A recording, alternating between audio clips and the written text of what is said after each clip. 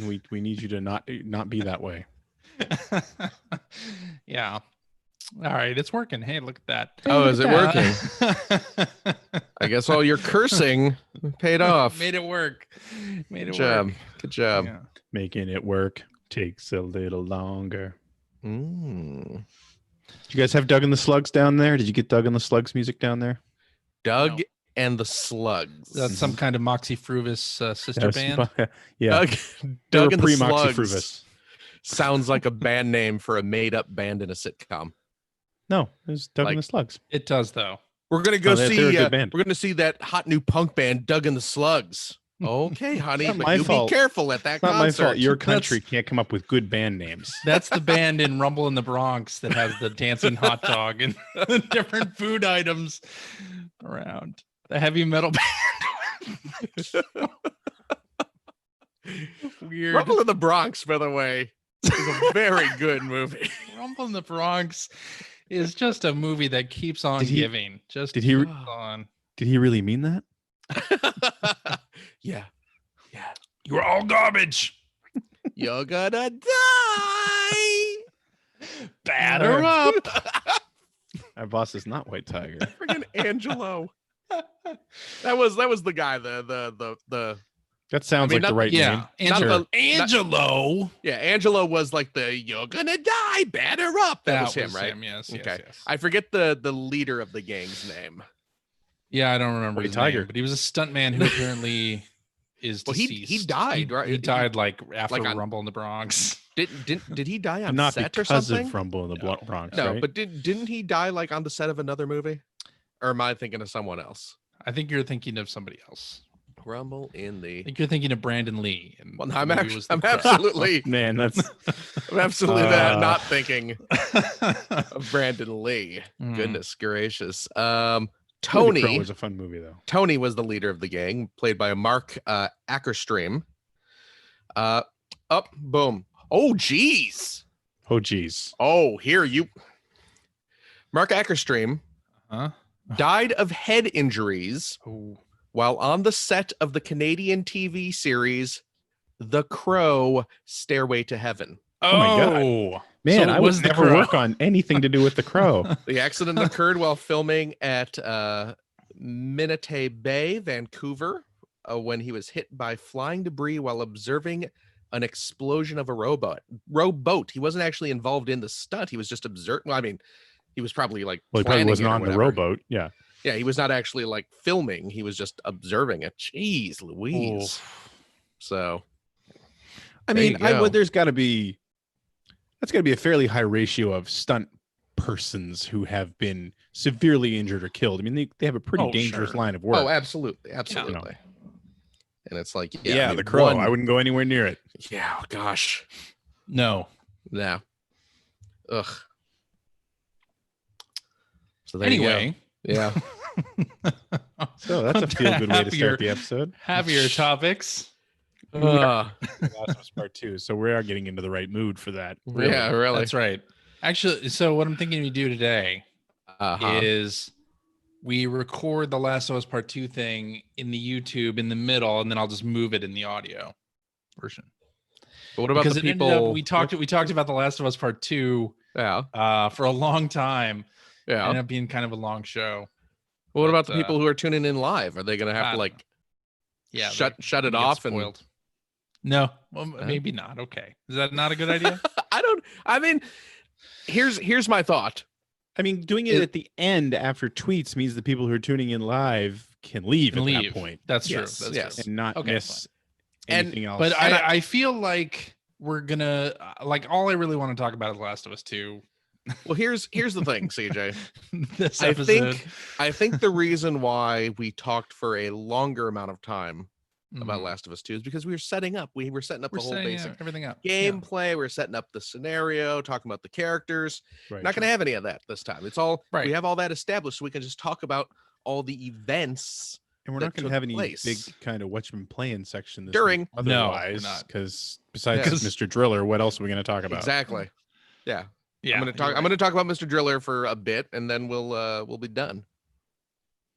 And Buddy. then we do tweets, and then we talk about Last of Us. I'll talk about Sea of Thieves. People Did will we- tune out. Did we do the intro? Then- Is this the show? No, it's not. It's, It's CJ not. It's the planning. pre-show. Production Pre-show. meeting. No, no, Wait, no, wait, no, wait, no. no, You're stealing that this from is- somebody else. No, That's right. It's Yeah. an that's somebody else. homage. No, it's not an It's an homage. homage. It's not even an homage. This, It's an this video is homage. going to get a copyright strike now. Would they do that? Would Would they really Matt, do that? Would Matt and Paul come after us like that? The notice I would be, mean, you are all yeah. garbage. CJ's really hung up. Yeah, They he really was mean like- that? I think he broke my nose. Did you see My that? cushion. My cushion. Ugh, Oh man. this guy's a God. jerk. I was wrong. I am sorry. Yeah. How's All your right. English? Now let's use it. That movie's so good. The movie is It is really outstanding. good. Oh, I saw that in the theater, and then Hovercraft! it was Yeah? one of the first laser discs I bought. Wonderful. Yeah, Laser and discs? also one of the Really? first DVDs I had as well. Well, there you go. Pretty sure I have the DVD. Anyway, Yeah, that was like I would imagine many of us Westerners. My introduction to Jackie Chan. same. Oh yeah. I was Same. the first. Yeah. It was the first Jackie Chan movie I ever saw. Was Yes. the American Rumble in the Bronx. Because they Same. hyped it up. They built it up. They were that movie was built it up. made. Well, it wasn't made to sell Jackie Chan to the U.S. No. It was made for over in the East, but obviously it was marketed in the U.S. to sell us on the concept. Wasn't it like- it of wasn't like Jackie an Chan. Before older- Rush Hour, wasn't it? It It's was an older older movie. Oh, it yeah, was yeah. Older by the Even time. when it was like several years old by the time it came out in the US. Well, it was Yes. what, And they had early to- '90s, right? Yeah. It was made in the early '90s. Yeah, And they had to redub all of the lines. right. Funny. But- Anyway, Yeah. hello and welcome to episode 712 of the Player One podcast for Mm. Tuesday, June 30th, 2020. Mhm. I'm your host, Chris Johnston, and with me, as always, from Canada is Mr. Craig Seward. Hello. How's it going, sir? Good. Watching the final lap of the NASCAR race. Formula One Excellent. starting up next weekend. Started working on a games room downstairs. Games room. Yeah. Yeah. Excellent. Pretty excited about that. I started to bring some of my old stuff up out of storage. I saw Yeah. some of your like PC shooter boxes. Yeah. there. Got some of the big boys out. And I don't know where I'm going to put Nice. those yet. Your wing But, commanders and your privateers and such. Your Yeah. X-Wings and freelancers and, Yeah. sorry, Starlancers. Free Do you have- spaces. Do you have privateer or am I just making up that I saw that? No, I yes. saw the I have- box. I mean, I I saw have that box. both of them, but yeah, I have the big box of Privateer 2 because I Excellent. bought that when it came out. So when I got my first PC that could really play those games, which was like in the early 2000s, I Mhm. went out and bought all that stuff that I liked. Nice. So like I do have the original Privateer, but it's the CD-ROM version, and it's in one of those really slim boxes because it was budget priced by then. And Right, right. but yeah, it's been fun Yeah. to get all that stuff apart, and I got like my old CRTs down there, and they're up and Oh, running, man. and they're working. And played some Lethal Enforcers today with the light gun. Very nice. So excited! Sega CD? Oh yeah, Okay. best okay, version. just making sure. Now, do you have The both opposite color gun. do you have the I pink do. one? I have Player 1 and Player 2. Is Oh. player 2 is the pink one? Player 2 is the pink one. Okay. There you go. Uses like Yeah. a phone jack to plug in? Is Yeah, that- so because the Justifier, which was hey, you know what was fun about the 90s and 16-bit consoles? Even stuff that was all on the same system wasn't compatible with one another. What do you mean? Well, the Menacer, The Sega which was the Menacer. light gun, which was Sega's light gun for the Right. Genesis, Right. doesn't work with Lethal Enforcers. Oh, really? Mm. The Justifier doesn't work with anything else Anything that's not that's Lethal not Enforcers? Konami, although I think it might work Uh-huh. with the American Laser Game stuff. Oh, really? Hmm. So Okay. so the Justifier was Konami's light gun, which came with Lethal Enforcers or Right. Lethal Enforcers 2. Right. You got one gun and it was blue, and it had to be plugged into controller port 2. Oh, interesting. And you need a controller in controller port 1. Okay. So if you wanted to play 2-player, because of course you want to play a light gun shooter 2-player, Of course. Naturally. there's no controller ports left. So you had to send away for Oh, gun great. player 2 That's right. Justifier, and right. it came. You're right, with a little telephone type with I guess younger people now like an Ethernet cable, but smaller, which plugged into the handle of the first one. You had to daisy chain them. Yeah. And that was how you could play 2-player Lethal Enforcers. There you go. That's cool. Because the Menacer did work with Terminator 2, the arcade game. Yes. Mhm. Worked with, I Genesis. think, everything else. Oh, did it really? But not Lethal Except Enforcers. for those. How And many- probably not Snatcher. Although, really, how many other, aside from the Konami games and like the Terminator, I mean, was Revolution X? First of all, was Revolution X on Genesis? Second of all, was it light gun compatible if it was? Because I don't remember a lot of. Because I remember Genesis light gun games. I remember a solid handful of SNES light gun games. Mm-hmm. And But- gonna call her too. The Super Nintendo, it was the same situation. I believe the Super Scope 6 does not work with Lethal Enforcers. Yeah, it doesn't surprise me. Yeah. They were weird though, because the Menacer and the Super Scope both used like little boxes you put on top of your TV. Yes. Whereas the Justifier is very much the old school. The screen flashes, the gun reads okay. it. Oh. Right. So You know what it really was, though? Konami didn't want to break the immersion of Lethal Enforcers by having you use what looked like a space age gun. Yeah, I don't blame them. Use a real bazooka. Sega and Nintendo's Exactly. light guns in the 16-bit years they were were- stupid. They were right. They looked ridiculous, and I Giant really feel the reason bazooka. was because they didn't want them to look like guns anymore. Exactly. Which Yes. is fine. I get it, but I'll tell you, man, playing Lethal Enforcers with a Justifier, which looked just like the gun in the arcade, Yeah. was awesome. Now, Lethal Enforcers, the first one is the modern era one, and 2 was the cowboy one. Yep. Okay. Yeah, Gunslingers, I think it's called, or Yeah, I think that's right. Gunfighters, Yeah. or Yeah, one of Mm. those. Yeah. Something like that.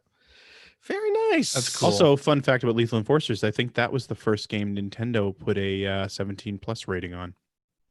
So Oh, they is that could right? Release it. Yep, because that was Nice. also one of the games that was swept up in the video game violence hearings. You Oh. always hear about Night Trap and Mortal Right. Kombat, but Lethal Enforcers was actually shown. Well, it was digitized remember, digitized characters, so it looked Yeah, and it would scare ad- parents. and the ad for it was actually what came up in those hearings, Mm. because I forget exactly what the wording was, but of course it was sold with a gun.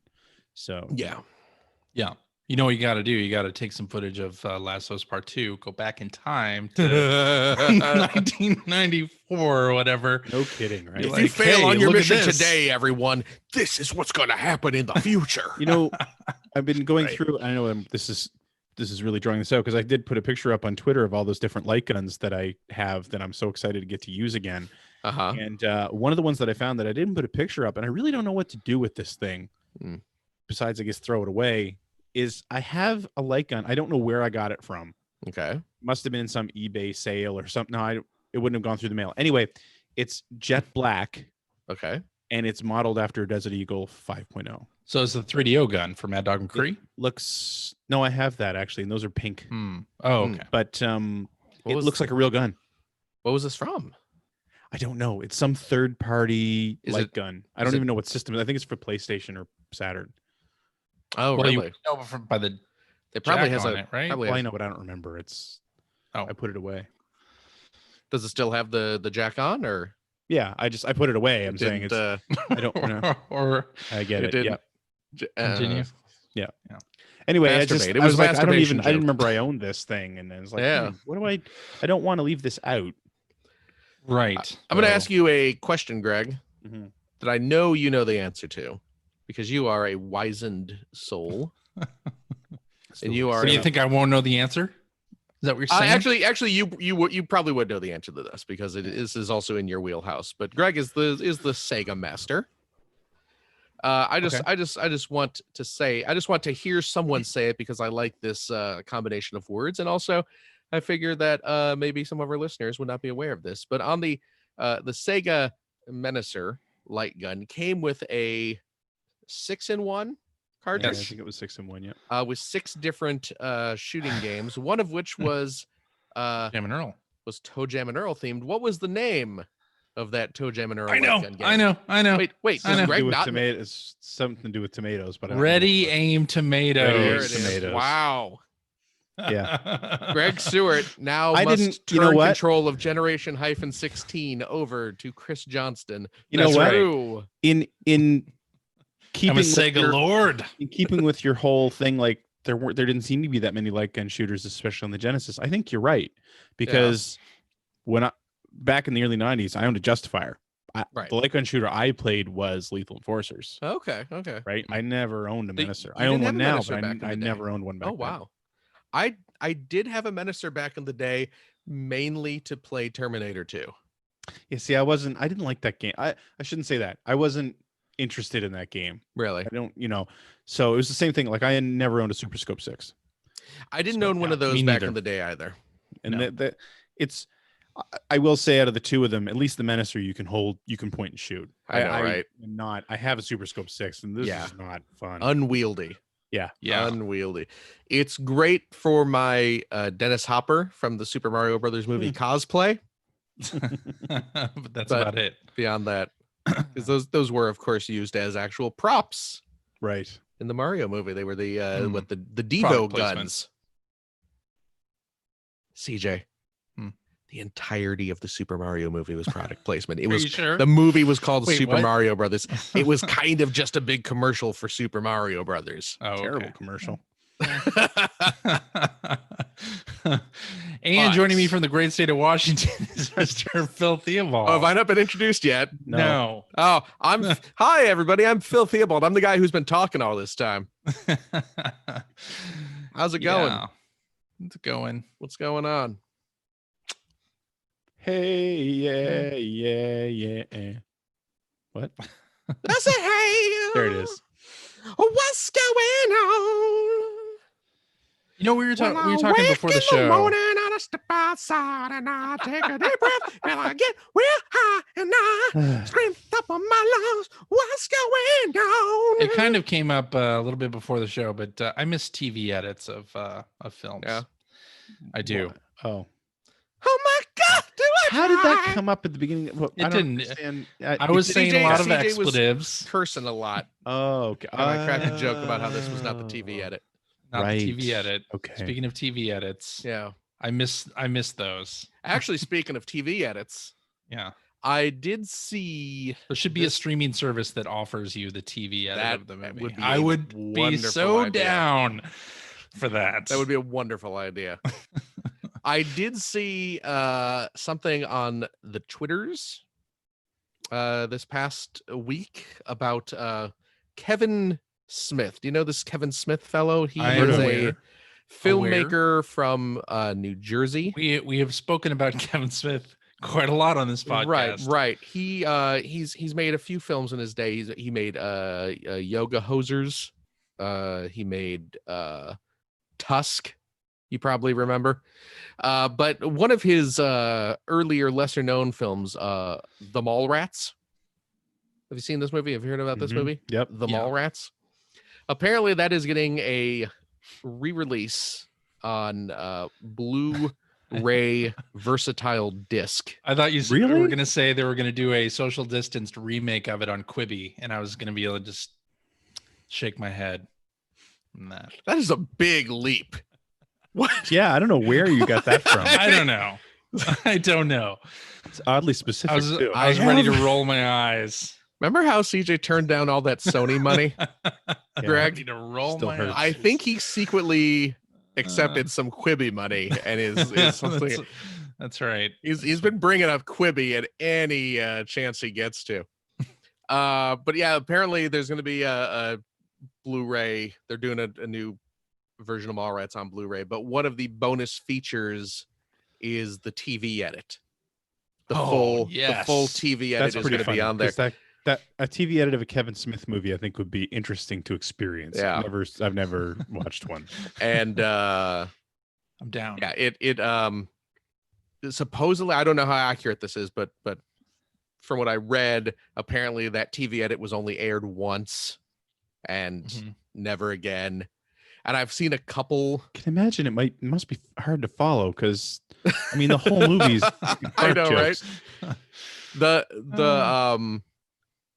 Yeah, I've seen some clips of it, and the one edit that I always remember as striking me as very, very funny is not even they're cutting out swear words, but they also cut out drug references, which Yeah. in a Jay and I mean the two of the main characters are drug dealers. Do you remember at the end of that movie when they're trying to sneak on the game show? Yeah, and and Jay the guys gets who are supposed to be there, they get them high. they get him high, yeah. Yeah. And Spoiler alert. Yes.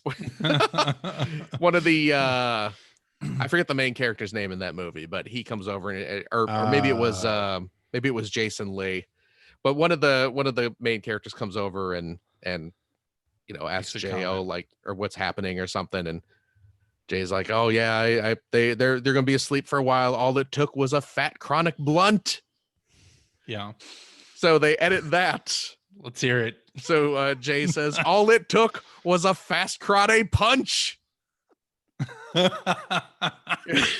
implying that Jay pulled off some off-screen martial arts moves and actually beat these two guys unconscious, which of course is far more acceptable than getting them high and them kind of falling asleep. I'm curious because Ben Affleck's character's comeuppance in that movie is entirely based on the fact that he had sex with like a 14-year-old. Oh yeah, you remember that? Yeah, he gets arrested. Yeah, I wonder what they did with that. Probably not. Well, I'm really curious. Probably absolutely nothing. Probably nothing. Actually, you're probably right. That I'm sure was acceptable. Yeah, you're probably right. Can't say. But we can't have any talk about the munchies or anything because drugs. That's a bridge too far. But yeah, the sex with a 14-year-old girl, that's fine. That's okay. Sure. That's sarcasm, by the way.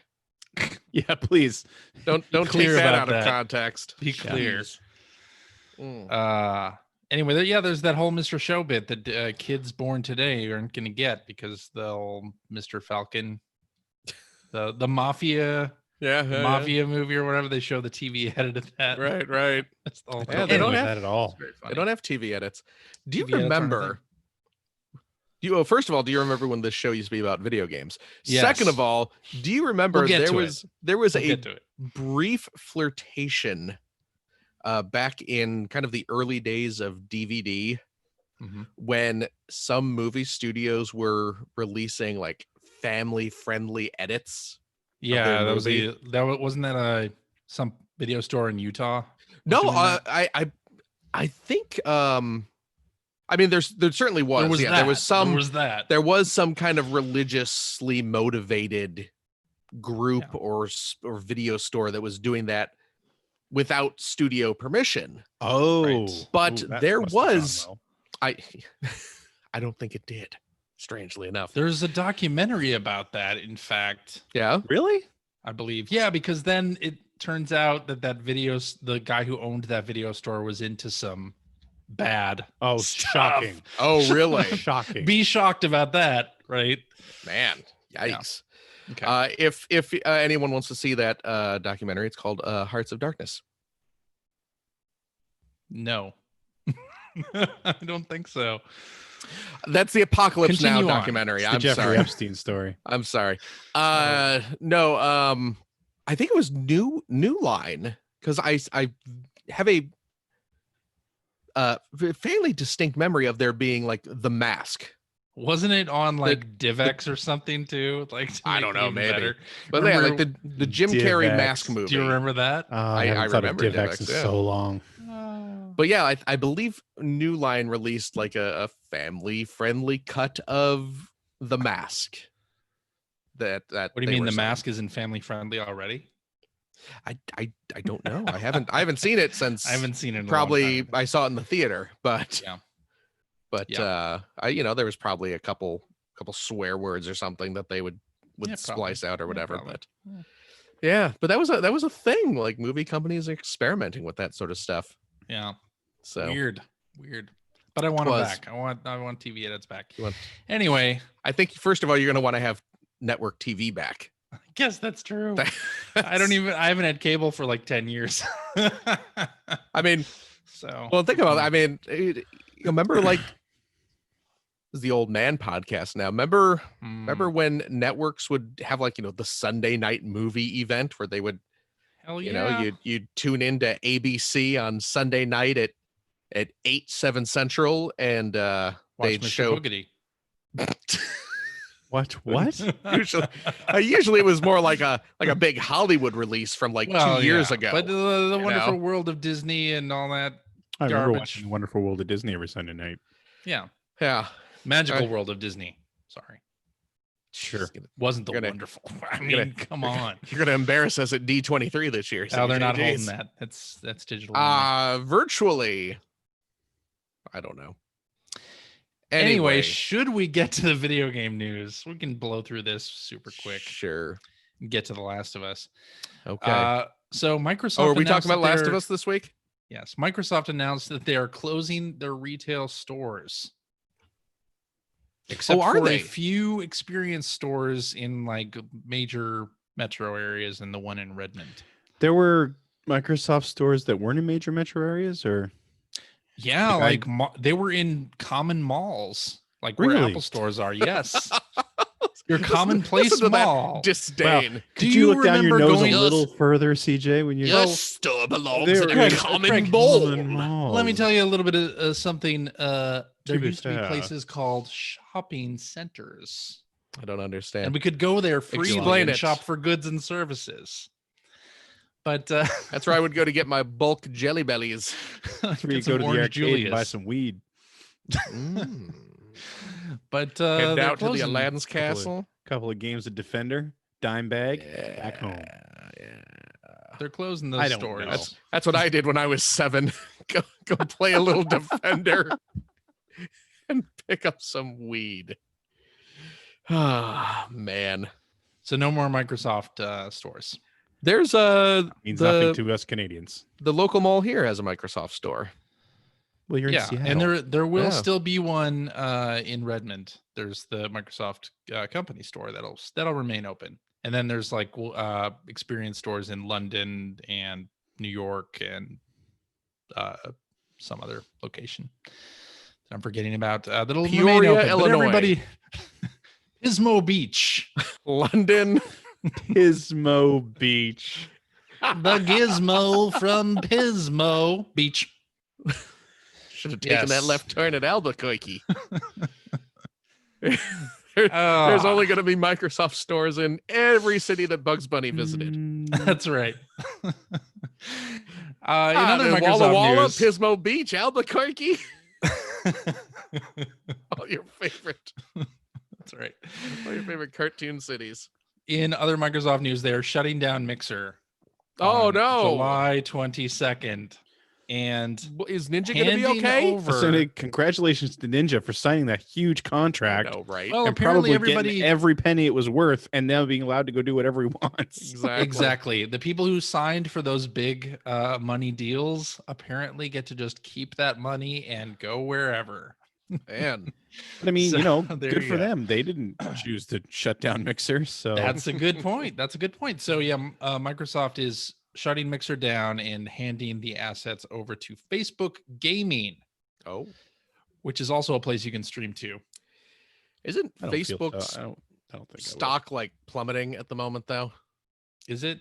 I thought I saw something. It's like advertisers are kind of having a mass exodus. You mean they've realized the bullshit? That the value of Facebook ads is next to nothing? Minimal, if best. I do love every time I log into Facebook, because the podcast has a Facebook page that people can like. I get ads for, Facebook tries to tell me that I should spend like $50 to $100 to boost the post of this podcast episode to people who have already liked our page. And I'm just like, no. Why would we destroy our profit margin like that? I'm not doing that.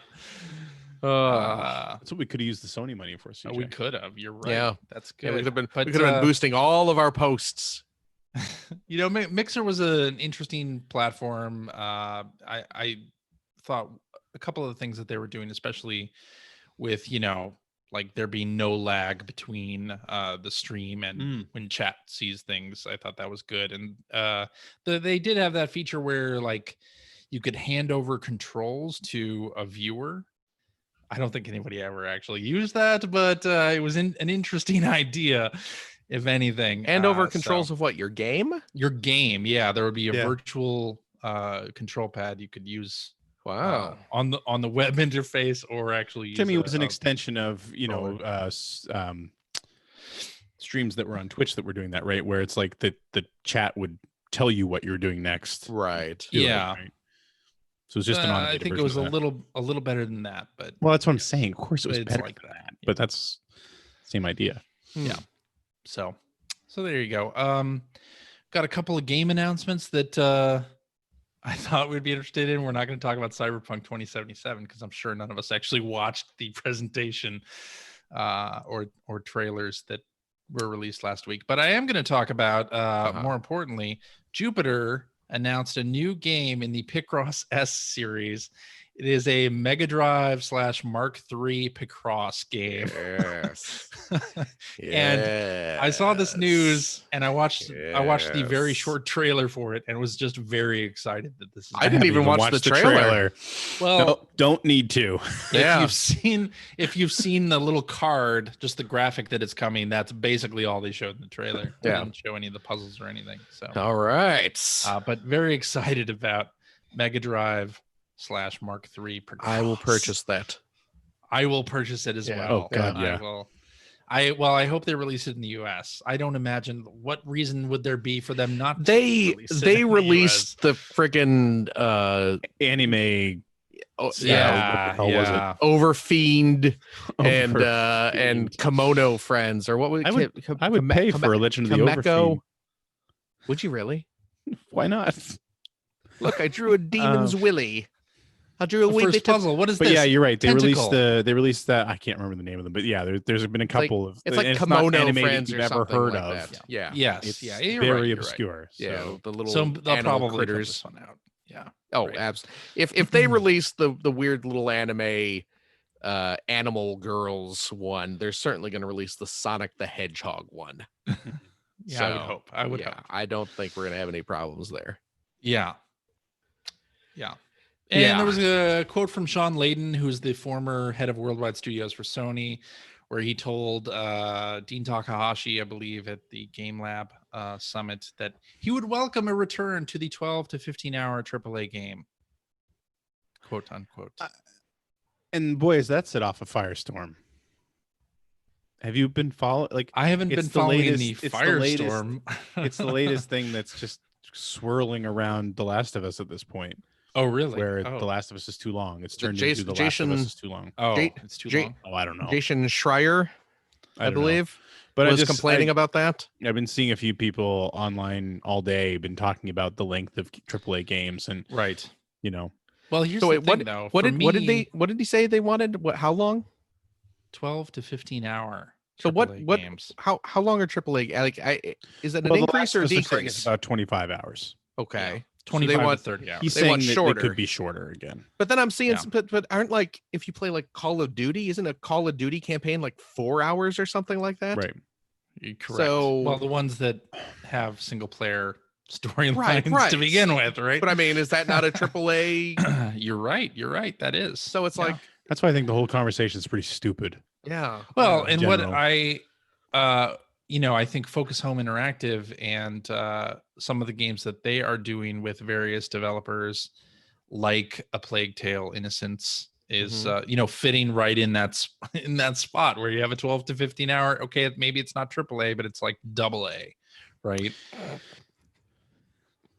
I mean, I get the sentiment, because I don't think, I mean, part of it is like the whole respecting your time argument. Sure.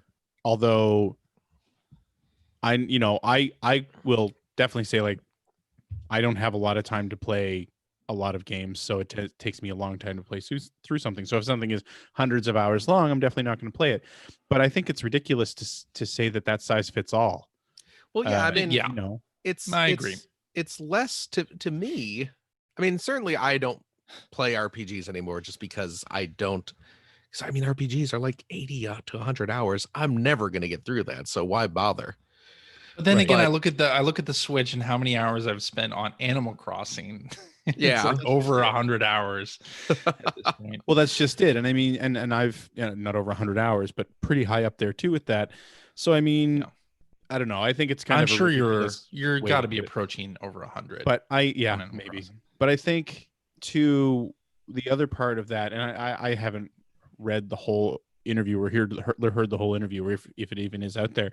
Yeah, is that the gigantic size of these games, the budget is crazy. So it's a huge risk, and I think that's definitely that side of it I agree with more, because I remember years ago we were talking about things like the reboot of Tomb Raider being this massive hit and still losing money.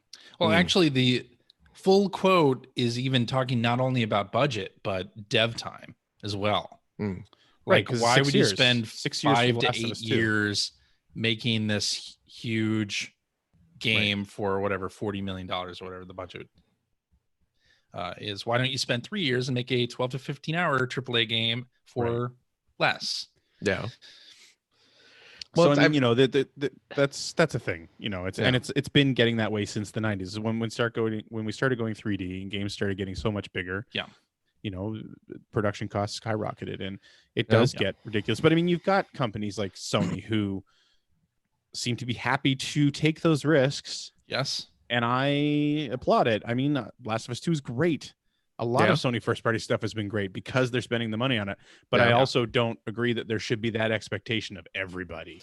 Well, I think more than just let's slap an arbitrary hour length on AAA games or whatever.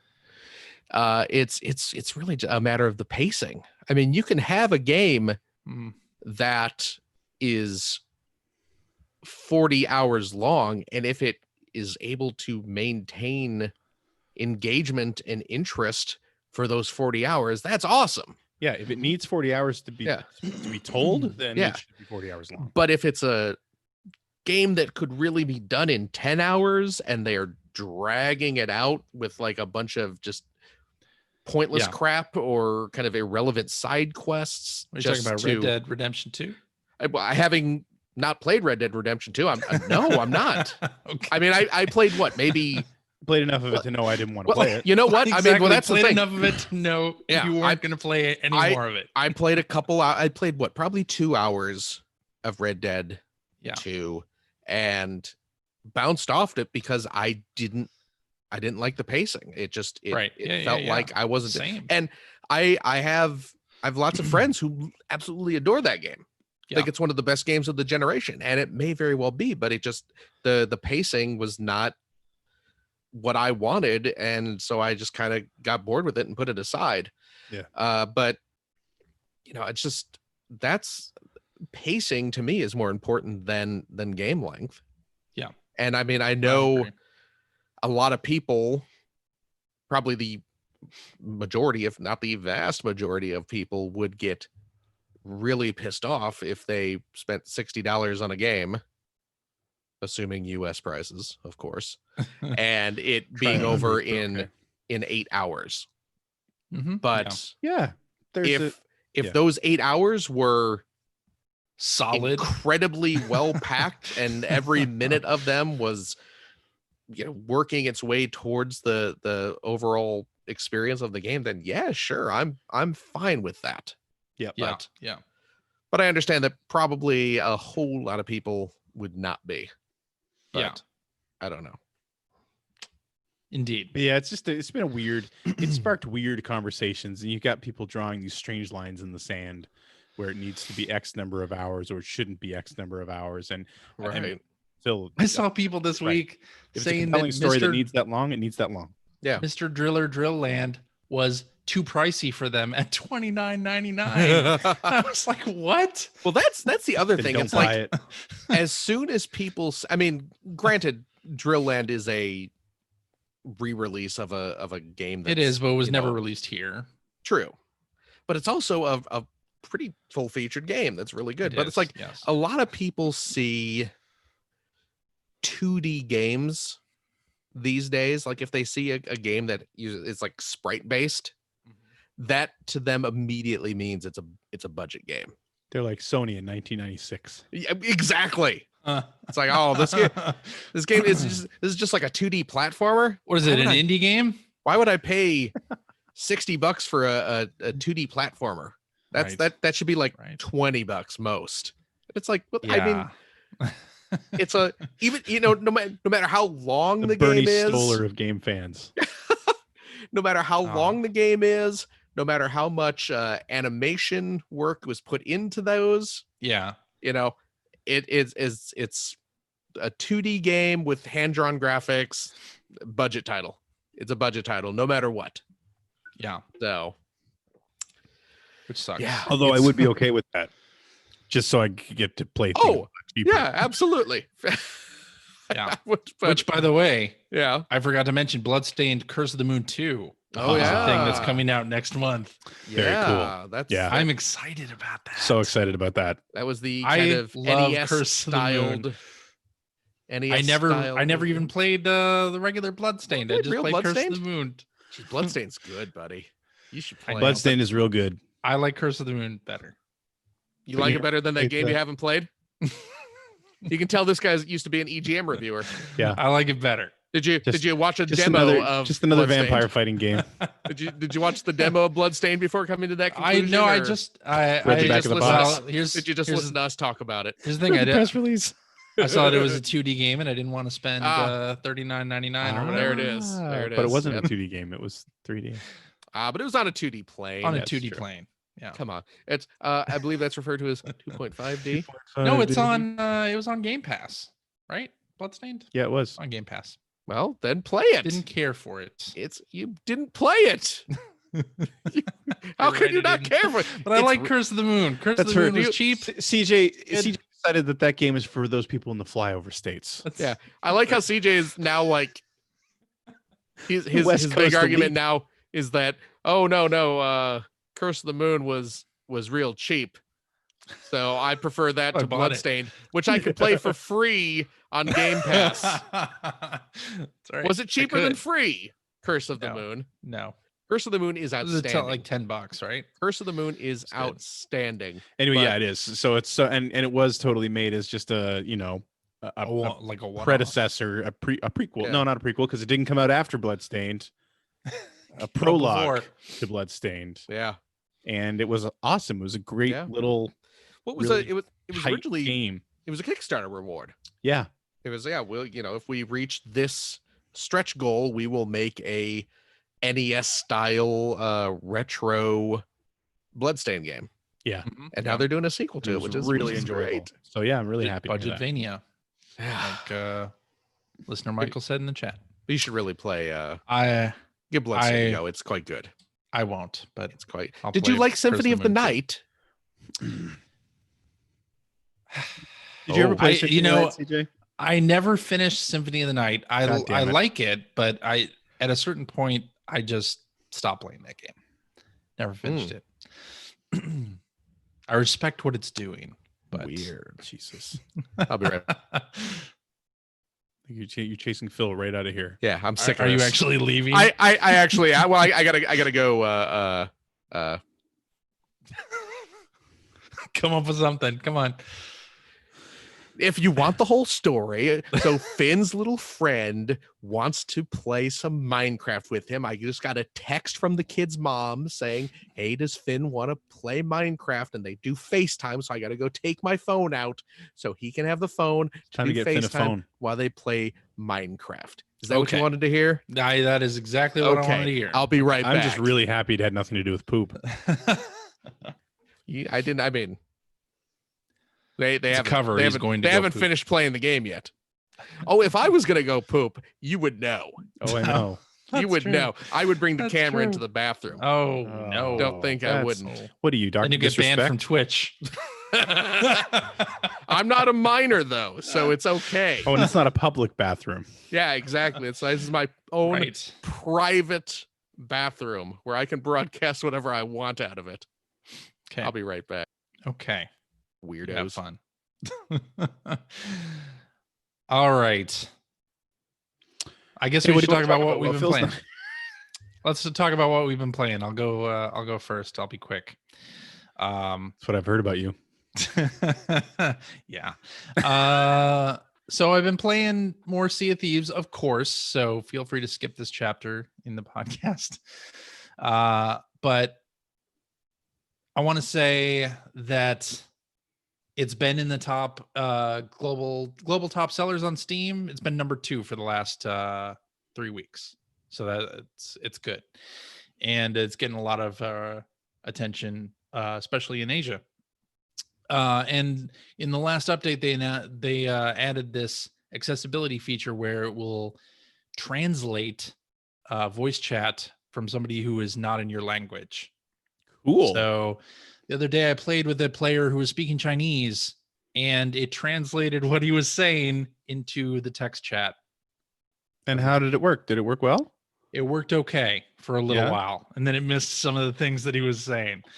But I like features like that. That's really, really a cool thing. I'd love to see that come to other games. I think it'd be cool.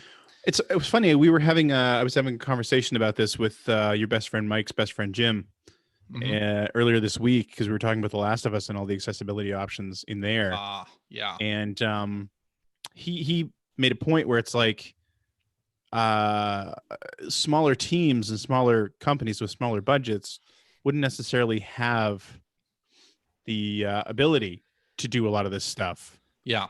But I'm really happy to see companies like Sony and Microsoft really sort of taking the reins on this, on good accessibility features, because with them doing the heavy lifting, you know, like they're solving these problems. So hopefully, you know, people with down the line with lower budgets will be able to sort of, because I know just working with some of the clients that we work with, we don't do games, but you know, just even apps and things like that. Accessibility is a huge thing. Yeah, absolutely. And there's a lot of stuff. There are a lot of issues out there that people don't really know how to solve. And like I've had these conversations so many times over the past year where it's like, well, I think this might work, but if we really want to know, we have to do like research and we have to do study groups and all this stuff that we don't have the time or money to do. So when you've got these juggernauts who do have the time and money to do it, or to at least try it, you know, I'm really happy that it's happening. It's been a long time coming, and it's really, it feels great to see the game industry, and again, certain players in the game industry pushing so hard on accessibility features like that. Yeah, and it'd be this was brought up in the latest 8.4 play as well. Like, you wonder if at a certain point at the engine level, so like Unreal Engine, if they would build some of those accessibility features into an engine where then developers have access to those things without having to completely build them from scratch themselves, right? And that's like, the goal. That'd be fantastic. Yeah, that's the goal. And like I say, when you have big companies doing that heavy lifting and solving those problems, or even making the mistakes, who can afford the mistakes, that's where we'll end up. So it's the idea that I can play a game with somebody in another language and still understand what they're saying is so cool. Yeah. And of course it only worked for like 20% of what he said, but it still worked to an extent. And then I also made 2 people rage quit this week. Good boy. Sea of Thieves. What? Were they children? They were not children. Okay. But it was really, so I was playing, this was the same session where I was playing with the guy who was speaking Chinese, and we were sailing, and this other boat turned to follow us. So in Sea of Thieves, if you turn to follow somebody, that's something's about to go down. Got some nefarious intentions there. So I sword dashed off our boat, swam in the water, boarded the other boat, anchored them, and then killed both of the crew. And at the end of this, after killing them, they said, "F this, I'm not even," and then it just cut off. And I just laughed, because it's like they only had like 2 pieces of treasure on their boat. Like, if they're really gonna get well, they were upset coming after you this, to get more treasure. and they were coming after me. So, I made them rage quit, and it was fantastic. But CJ, I mean, maybe the next X on their map just was in the same compass direction. No, in fact, they have the chest aboard their boat that informs the entire server they've got a high value chest. Okay. So I don't know what they were doing, but I put a video of that out on Twitter. So you know who has a high value chest? Oh God. Who? Tell us. Elvira, Tell Mistress us, of the Phil. Dark. I figured it was either Elvira or Elvira. Pamela Anderson. There you go. Cassandra makes- Peterson. Those answers Cassandra make it sound Peterson. old. Cassandra Peterson, who you may recall has a cameo in Pee-wee's Big Adventure. Yep. She's the biker chick I don't know if you who watch wants Pee-wee first. if you watch the show To Tell the Truth, which is on Hulu, and it's very funny. I have not highly seen recommend the show. To Tell the Truth. But it's a revival of a game show from like the 50s where they had people who have different professions, and they have one person who's the real person and then two people who are acting like that. And then the panel of celebrities have to guess which person is telling the real thing. Right. So Cassandra Peterson is in one of those where at first she is the lying that she's not whatever it is, and then they have that person go away, and then they have the two remaining as another guess, like you have to guess their profession or that they're Elvira, Mistress of the Dark, and it was very funny. Anyway, I could Good tell from that story, story. good story. I could tell from that story. It was pretty funny. Poorly told. Watch To Tell the Truth because it's good. Anyway, all right, that's all I've been playing, so I'm gonna hand it off to Greg. Outside of The Last of Us 2, the only other thing that I played Road Rash on Sega CD, streamed that on Thursday night. That was pretty nice. awesome. But no, finished Dragon Force on Saturn. Oh, congratulations! Yeah, it's about 35-ish hours, I think it took. You know Very what? nice. That game would have been better if it was between 12 and 15. Why'd that have to be so long? Why? Would you want to stop listening to Spicy Placenta? Come on. Spicy placenta. I mean, how long in that game Is did that- you really spend just having troops go from checkpoint to checkpoint? No, and you've just got it sitting there wrong. watching. You've got it wrong. Oh. Near the end of that game, most of the time in that game is spent in menus.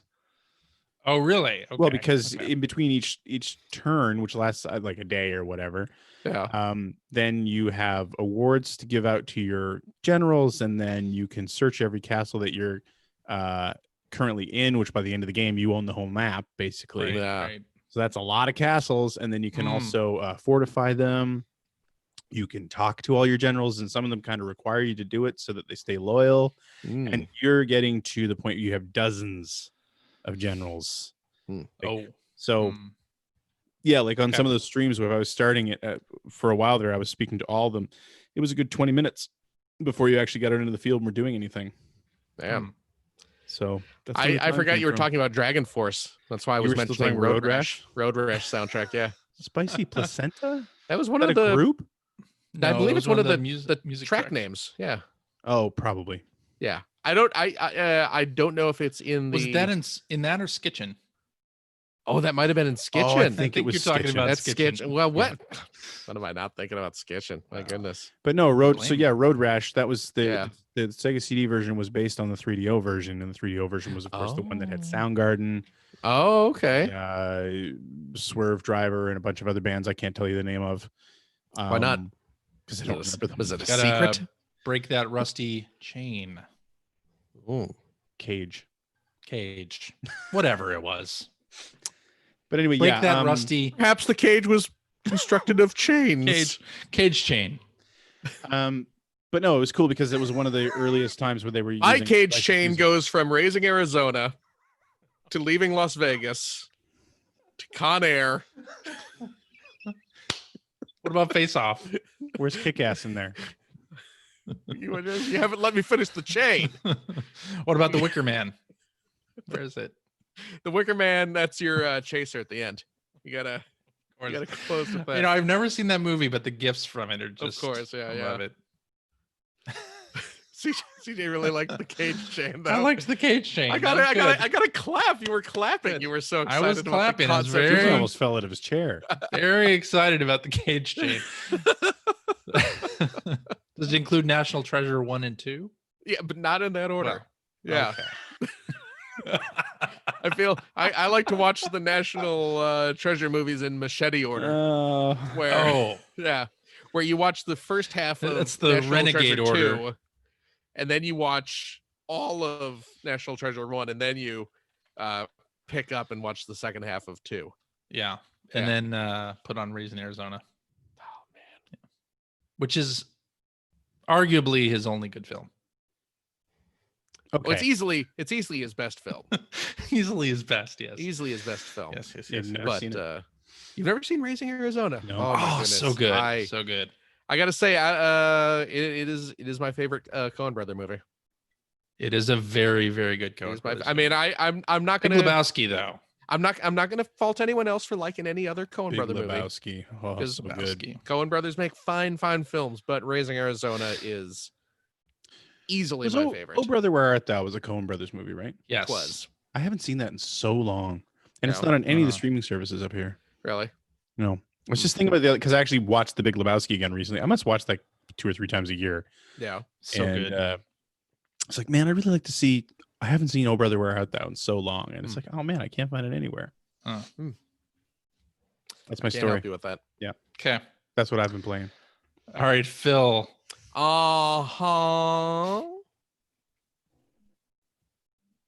What?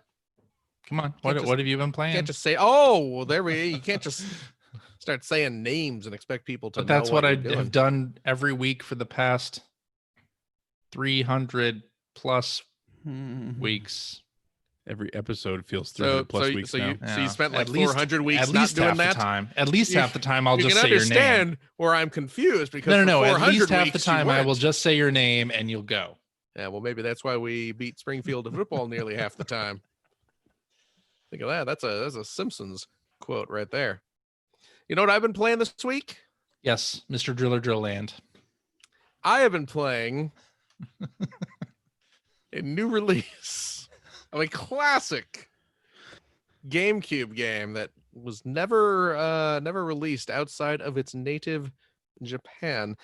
This game, of course, from the good folks at Namco, creator of such classic arcade titles as Baraduke and Gapless. Playing some Mr. Driller Drill Land this week. Yeah. Picked it up I picked it up on the Steam because it came out on Steam a day before it was released on the Switch. So I bought the Steam version, and then the next day I bought the Switch version, and then about 2 days after that, my physical copy of the Switch version arrived from Japan. Phil, it seems like you really like this video game. It's not as good as I remember.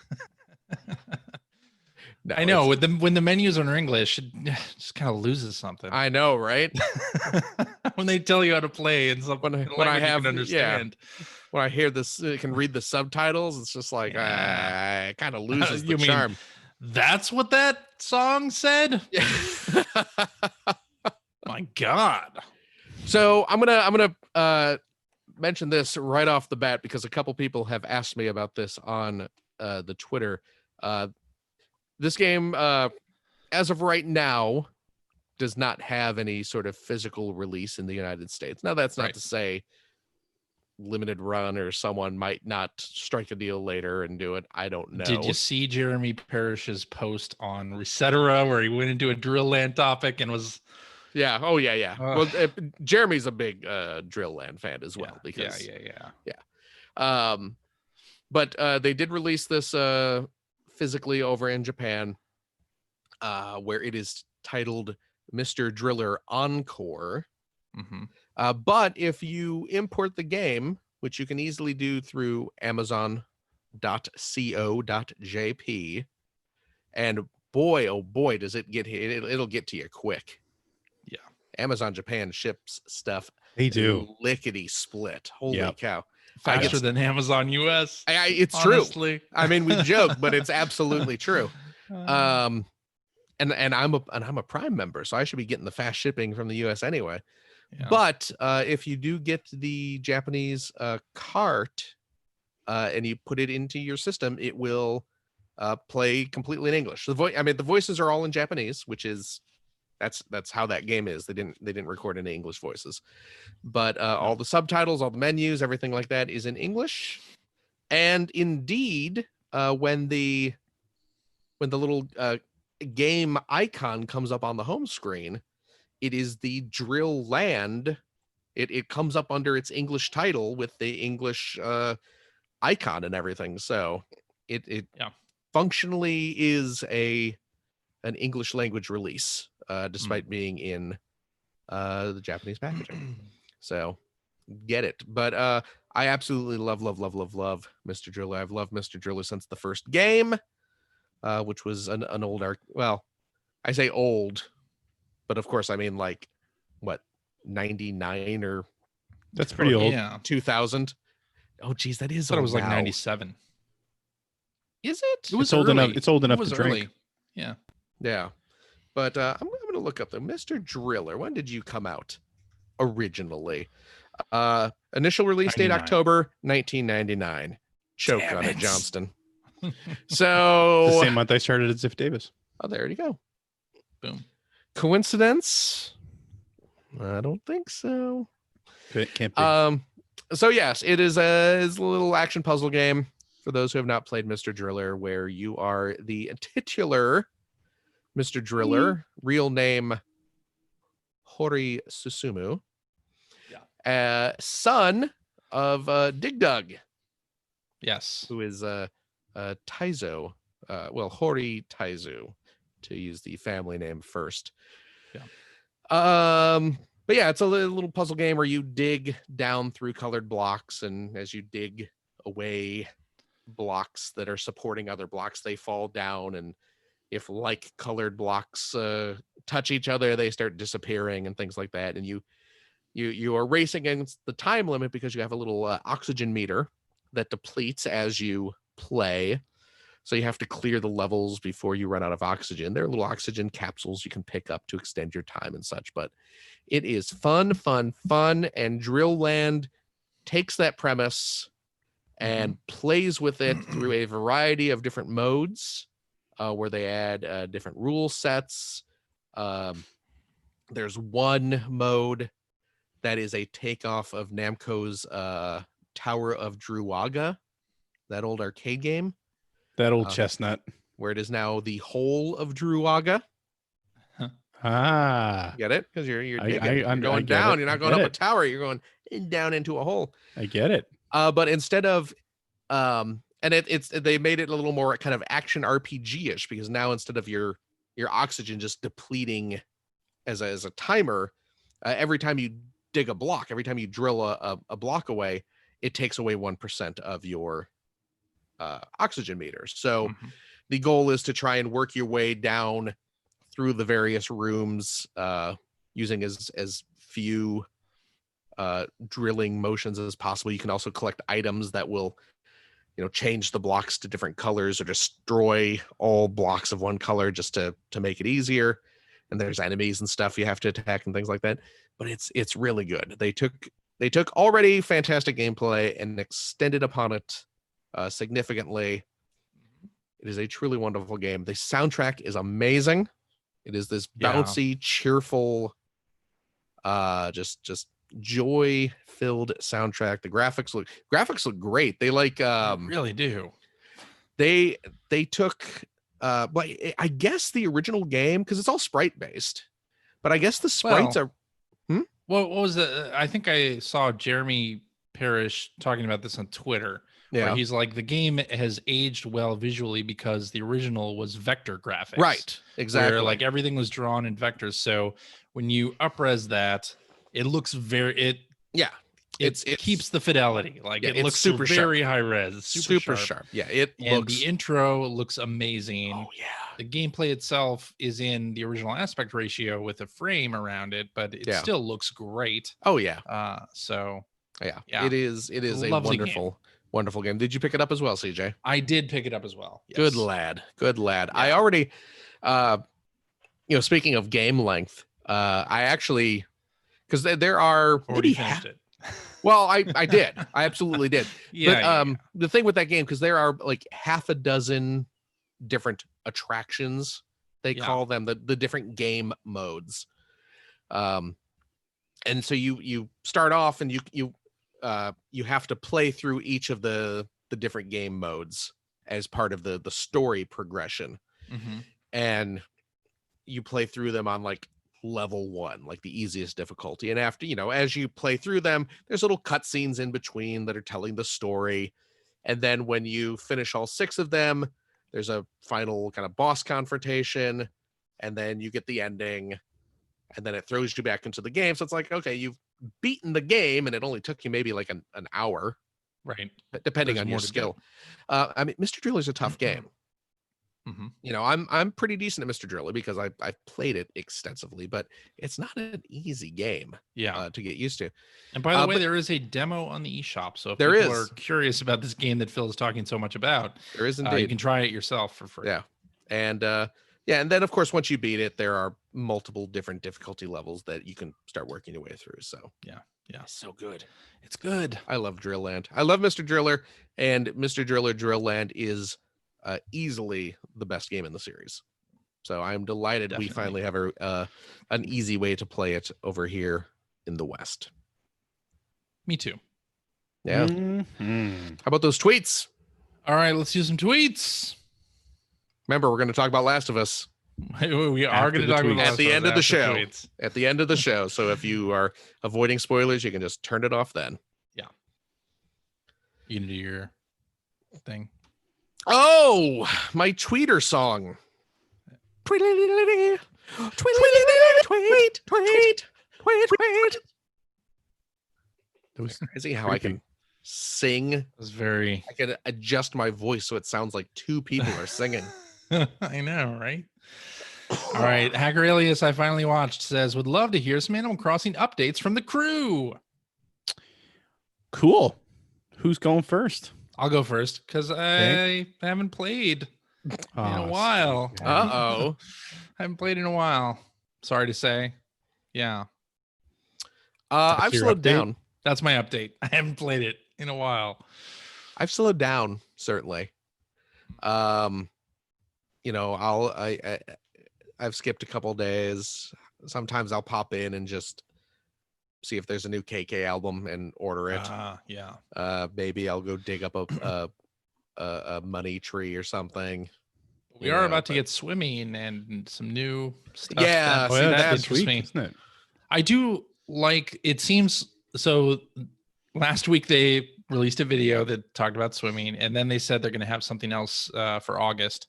Oh, really? I feel like we got the previous video talking about updates to the game was like in early May or maybe late April when they talked about the hedges and then the wedding season stuff.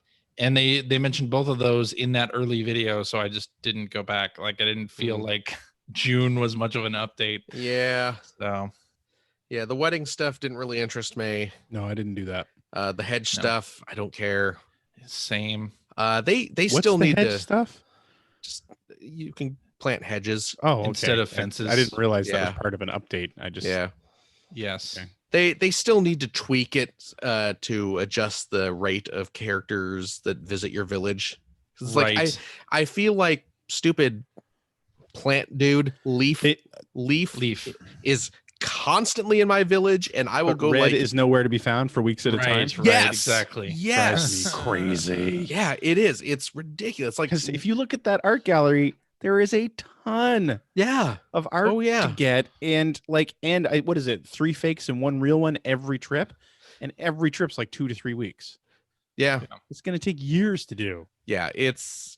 I've only ever seen Red like once. Seen really twice. I think he showed up 3 times for us, but still, it is. It's weeks at a time where he will just go missing, and it's like, you know what? Kicks. I don't want to buy your shoes. Okay. Right. My character's feet are too small to even notice my shoes anyway. So I do love the bug guy though. What's his name? The bug guy. Flick. Yeah. Flick. I love Flick. Well, Flick. I love the way he looks. I love the way he talks. I like that he'll do little sculptures of the insects for you. Like that's pretty cool. Yes. Well, Flick needs to show up more often. I never thought I'd say this, but I'd like to see more of CJ. That is weird. The beaver who makes we got fish sculptures. We got a social distance, Phil, but I could drive by your place and wave. It's pretty good. It's funny. Took you a while to get there, but I mean, I get the joke here, of course, is that I never see CJ anyway. Oh, So yeah. Last time you guys hung out was when I was there, wasn't it? no. No, his kid's birthday party. Yeah, we've gone over that before. Yeah. But yeah. I'm looking forward to the swimming update. Just because looks like it'll be fun. Yeah, I well, want to see if you can get eaten by sharks. The previous game, the 3DS game had swimming. Yes. Oh, did it? Yeah, it did. See, this is the weird thing because it's odd because I mean I get what they're doing. Excuse me. Yeah, I get that they're trying to kind of space out features and events to kind of keep interest in the game alive for a year, if not beyond. Yeah. But it is very weird having, and I mean, obviously it's been a long time since the 3DS game came out, but it's weird having, become kind of accustomed to seeing the evolution of Animal Crossing from game to game to game. And then, kind of culminating in that 3DS game where you have all these options like, oh yeah, you can go swimming, or, oh, you can travel to this island that has, tons of bugs and stuff. And I know they have that island you can go to here too, but the old island was better. And yeah, like I could swim in the old game, and now it's like, it's kind of slowly getting dripped out to us. It feels like we had it's like at the beginning of Symphony of the Night, a game that CJ has never played. Where not true. I you have start played off where you start off like super powered, like you have like all your weapons and all your skills, and you get to play for like 10 minutes. Played it, and then everything gets stripped away, and suddenly you are left with like a basic little knife and no armor, and it just kind of like, crap, now I got to build this up again, and it feels kind of like that, if that makes sense. It might make sense to Greg because he has good taste in games. CJ, who's clearly never played Symphony of the Night. I never finished it. I played it. You never finished Symphony of the Night. Finished it. Jeez Louise. Yeah. What a world we live anyway, in. Are we going on to the next tweet or what? I don't know. You're the one reading the tweets. I was just going to say I had a basement build. That was my big Animal Crossing. Oh, you got your basement? Oh. Yes. I still need to. I'm like maybe 100,000 bells away from being able to pay off my upstairs. See, now I'm all about the stock market right now, and unfortunately that means that my upstairs and my basement are basically turnip storage. Yeah. But once I get that paid off, I'll probably build up to a few million bells again, just so we can get all our bridges and ramps done properly, and then I'm kind of just gonna go with it after that. Very nice. Okay. Let's do this one from listener Joshua Smith, who says, what is your least favorite game made by a developer you normally love? I'm going to go ahead and say Ratchet and Clank All for One. Is that weird multiplayer? Yes, it's the multiplayer one that was supposed to feel like an arcade game, but the problem was the stages were way too long. And it didn't make sense when you chose to play as like the villain in the Ratchet and Clank series. Like you would have weird quips to Ratchet and Clank, who could also be the other players. It was very weird. Anyway, not a good Ratchet and Clank game. I'd love to see an arcade style Ratchet and Clank game. Like I think the intention there was to do like a beat 'em up, like a sort of Turtles, like arcade style Ratchet and Clank game. It just did not work. Just didn't work. Yeah, no. Is it worse than Deadlocked though? Ratchet? It's worse than Deadlocked, yes. Really? Yeah, Deadlocked is not as bad as All for One. Because Deadlocked wasn't good. No, it wasn't great. That was the kind of like, it was like an arena battle game or something, right? Yeah. That's right. I did not like Deadlocked, to be sure. Is Urban Champion, is that too easy? I think. think maybe Serving champion too easy. Yeah. Let's see. I mean, obviously, like there's a lot of like really bad Mega Man games. You know, Yeah. from Capcom. I mean, of course, Capcom's made a lot of kind of crap games anyway. Konami's made a bunch of crappy games as well. Yeah. Can't think of anything. I'm trying to think of more modern stuff. Like what's a Yeah. I mean, it's also weird too, because if you like, what's a Sega game that I don't like, but there's so many, little Green Dog. yeah, really. But I mean, there's so many little like kind of sub studios. You can't just say like, yeah, I think it'd be Sega. almost be easier to say like maybe a series that you love that there's a like what you did basically with Ratchet and Clank. Yeah. Because I mean, like I would look at things like the Grand Theft Auto series. I'm normally a huge fan of the Grand Theft Auto series, but like Grand Theft Auto 4 did absolutely nothing for me. really. Or I don't know. There's something else I just had in my head and now it's gone. Perfect Dark Zero. Perfect Dark Zero. See, Rare would be the opposite. No, Yeah. I mean, they make good games, but not games that I love. Oh, So it's more like if there's a Rare game that I really, really like, it's more the exception than the rule. We didn't talk about this in news, but there was that rumor that or some tech reporter found Twitter accounts for Fable and Perfect Dark Game. And isn't the rumor that Playground is working on Fable? That's right. Yeah, that's the rumor. And then the Perfect Dark thing, apparently it was just a guy who saw that there was an account for Fable, so he made one for Perfect Dark. And then the tech reporter like picked that up as a story, which is funny. Oh man. Is that Perfect Dark Zero is a game that makes me nauseous within 5 minutes of playing. It's not a very good game. Yeah. That needs motion sickness accessibility settings like no other game I played. It's bad. Anyway. The inverse of that question would be Blast Core. There you go. I really like Blast Core. That's your favorite my favorite Rare game? Yeah. Possibly. I mean, I haven't played it since the N64, so it may not hold up. In fact, I'd be stunned if it held up, but Eternal Darkness. Eternal. I can do without any other Silicon Knights game, but I love Eternal Darkness. Yeah.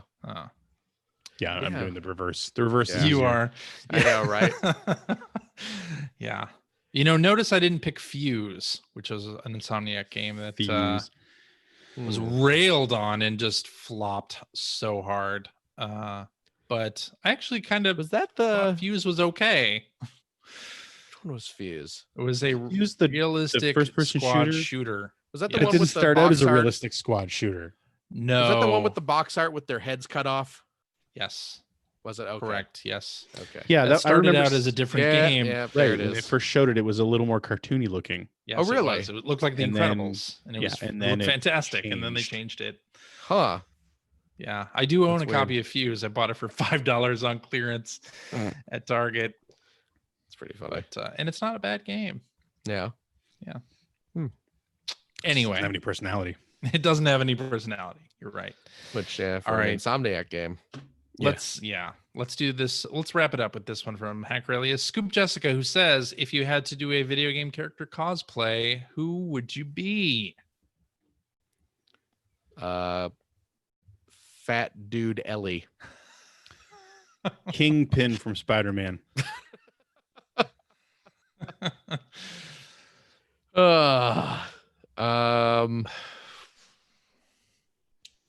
I don't know. From a video game? See, I cheated, but You did. still technically from a video game. Yeah, but I mean, I'd come go on. Super Pac-Man, of course. There you Really? go. Super Pac-Man. I course. like that. Yeah. Okay. Does my pirate from Sea of Thieves count? No. No. Okay. No. I'm trying to think here. I mean, I suppose I could You slip do a into Mega some Man. blue spandex,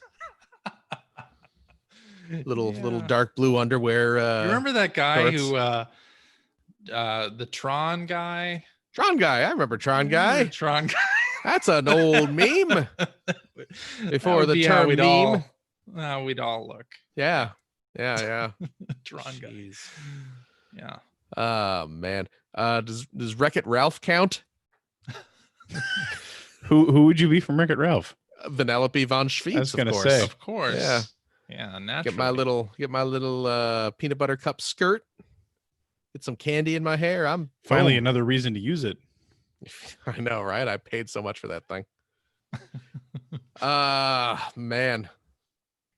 All right. Are we Yes. done? I think Yeah. we're still ideating on cosplay potentials. Maybe the king of all cosmos. Oh, that's Yeah. a pretty good. There one. you go. That's a good That's answer. That's a good answer. Yeah. Yeah. Shove a cucumber down my pants. Dude's you got go. a bulge, is what I'm saying. I don't know if you've ever played those Katamari games. Dude is packing.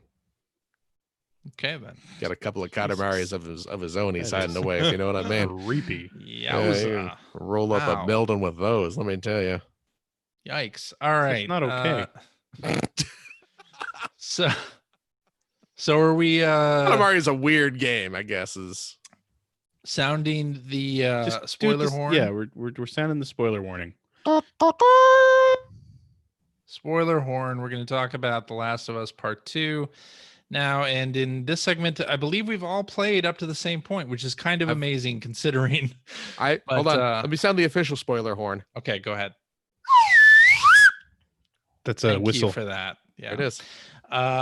So we're going to go up to the end of, or the start of day 3. Start of day 3. Up to the, so if you've seen Seattle day 3 on your screen, that's where we talk up to. Wait, that's not what I played to. Well, that's what we're going to talk up to anyway. So, spoiler warning. I'll put in chapter stops so that you can skip this if you want to. I can't believe our numbers haven't gone down on YouTube right now. Here we go. Yeah. But hey, If you really probably want because everyone else played it faster than us. yeah, that's Everyone probably else true. probably did. Everyone in our chat has probably finished the game by now. Yeah. All right. First of Let's all, talk about it. CJ, Yeah. I would just like to say that you are a terrible judge of estimating time frames in video games. Really? What did I? Yes. Oh, so, how long did it take you? So yesterday, let me fill in our listeners on this story. Fill in. Yesterday, we are recording on Sunday, as we are wont to do. Yeah. Saturday afternoon, we were all kind of coordinating where are we all at in the game. I believe you Yes. two had both finished day 2. Yes. No, Or I had, and hadn't. Greg was close. Okay. Greg was was very getting close. near to it. Okay. I was on day 2, and I was at It's a a long certain day. it is a long day. I was at a part in the game that I honestly thought was going to be the end, because just kind of the narrative yeah. flow and the events that happen really made it sound like this day was winding down. I was going to have kind of a little denouement bit at the end, and then we're all going to go to Yes. sleep and rest up and start the new day. So I mentioned where I was, which I guess I don't know why we're being coy. We already We said already spoilers. sounded the spoiler horn. Yeah. I was at the part. I was just starting the flashback with Ellie and Tommy, Yeah. where Okay. they're going around and he's showing her how to Sniper hunt. shots. Yeah, the sniper hunting bit, which was after the whole Ellie running around and meeting up with Jesse. Yeah. And I was like, yeah, this is where I'm at. I'm guessing I'm near the end. And CJ's like, oh no, there's actually a bit after that. A bit. There's a bit after A that. bit. Well, And I'm like, okay. okay, well, how long? I said 2.5 hours. And CJ says it will probably be about 2 to 2.5 hours. Yeah. And I said, okay, great. So I depending on how played, fast you play. and now I'm trying to figure this out because it took me about 4 hours. Holy crap! Really? I went Okay. to bed last because You playing in slow mo or well, so I don't know because I know when I play this game and games like this, I will spend a lot of time searching everything. oh yeah. You know, I do the same. admiring the environments, trying to get into every single building that I can, find Yep. every little nook and cranny. So I do spend a lot of time. Although in this exploring. game, so when there are open areas of combat where you're being stalked and whatnot, I won't search every building in those cases. I'll basically just look for a path and take it instead of going back. When I get into those kind of stalkery bits where enemies come on the screen and you have to go around and kill them, I'll clear them out and then I'll go back and explore everything and try and pick up all really? the items. I have not been doing that. Oh, really? Okay, CJ? so this is where the time. Okay, now This is why CJ is like, oh no, it's like 2.5 hours because CJ will just CJ's bolt on a out of speed level. run. Yeah, I'm not on a speed run. I just stealth my way through and don't worry about any of the other people who were Okay, so area. where did we stop talking about? Where did we stop at last? At the beginning of Seattle Day One, we talked in generalities about Day One. Okay, but so Phil played a lot of this game this week. Then I absolutely did. Yes, I'm proud of you, Phil. I'm proud of you. Thank you for catching up. I'm being totally serious. I want to play this game. Better conversation. So I want to play. It is going to make a better conversation. Well, because it's a good game. I'm very much enjoying it. Same. I'm having trouble remembering what happened on Seattle Day One. so Joel is dead. Ellie established that. Ellie and Dina have traveled to Seattle to hunt down his killers, the Washington Liberation Front, the Wolves. The Wolves. Yes. And we arrive in the city, which is walled off into a huge quarantine zone. It is, of course, overgrown in many segments, trees and brush. Roads have collapsed. There are new rivers formed, kind of flowing through the city. Yep. But yeah, so the first day. Are we really going to go point to point? Of course we're not. Of course we're not going. No, but now I know where we were. But first day, what's the big stuff that happens? Excuse me. The big stuff that happens is you go towards this town hall or the city hall, something like that, or is it the courthouse? Courthouse. You're trying courthouse. That's the one. Courthouse. It's the big building that says courthouse on it. The big building. See, I went in through the back. I didn't actually look. Maybe that's the only way you can get in. Well, I mean, you're walking in the front. I mean, don't go in. The whole door. The whole thing about it's the big building that says courthouse is actually like a line from the game, right? Because you approach the building from the front, and I think Dina makes a little snide comment. It's been so long ago that I played that section. I mean, yeah, it's been not quite a week. It's been a week. Oh, okay. Phil? What stands out to you from day one? Like what? Well, I mean, obviously the big thing from day one is the flashback. Right. That's the big kind of emotional crux of day one. Yeah. Is, because you do have, of course, Ellie and Dina getting into the city. I would argue that is not the emotional crux, right? Like the section where Dina tells you you have that she's sick is the emotional crux of day one, right? Or you don't have to be coy, CJ. We all know what it is. When Dina tells you that she's pregnant. Pregnancy is a sickness to you. No, but she keeps We're learning a lot. Sick. Yeah, well, you know what? Because she talks about how she's feeling ill. Yeah, and she's kind of puking a bit. Yeah. I'll be honest, I didn't even notice her saying anything about that too much until after she rescues Ellie. Right.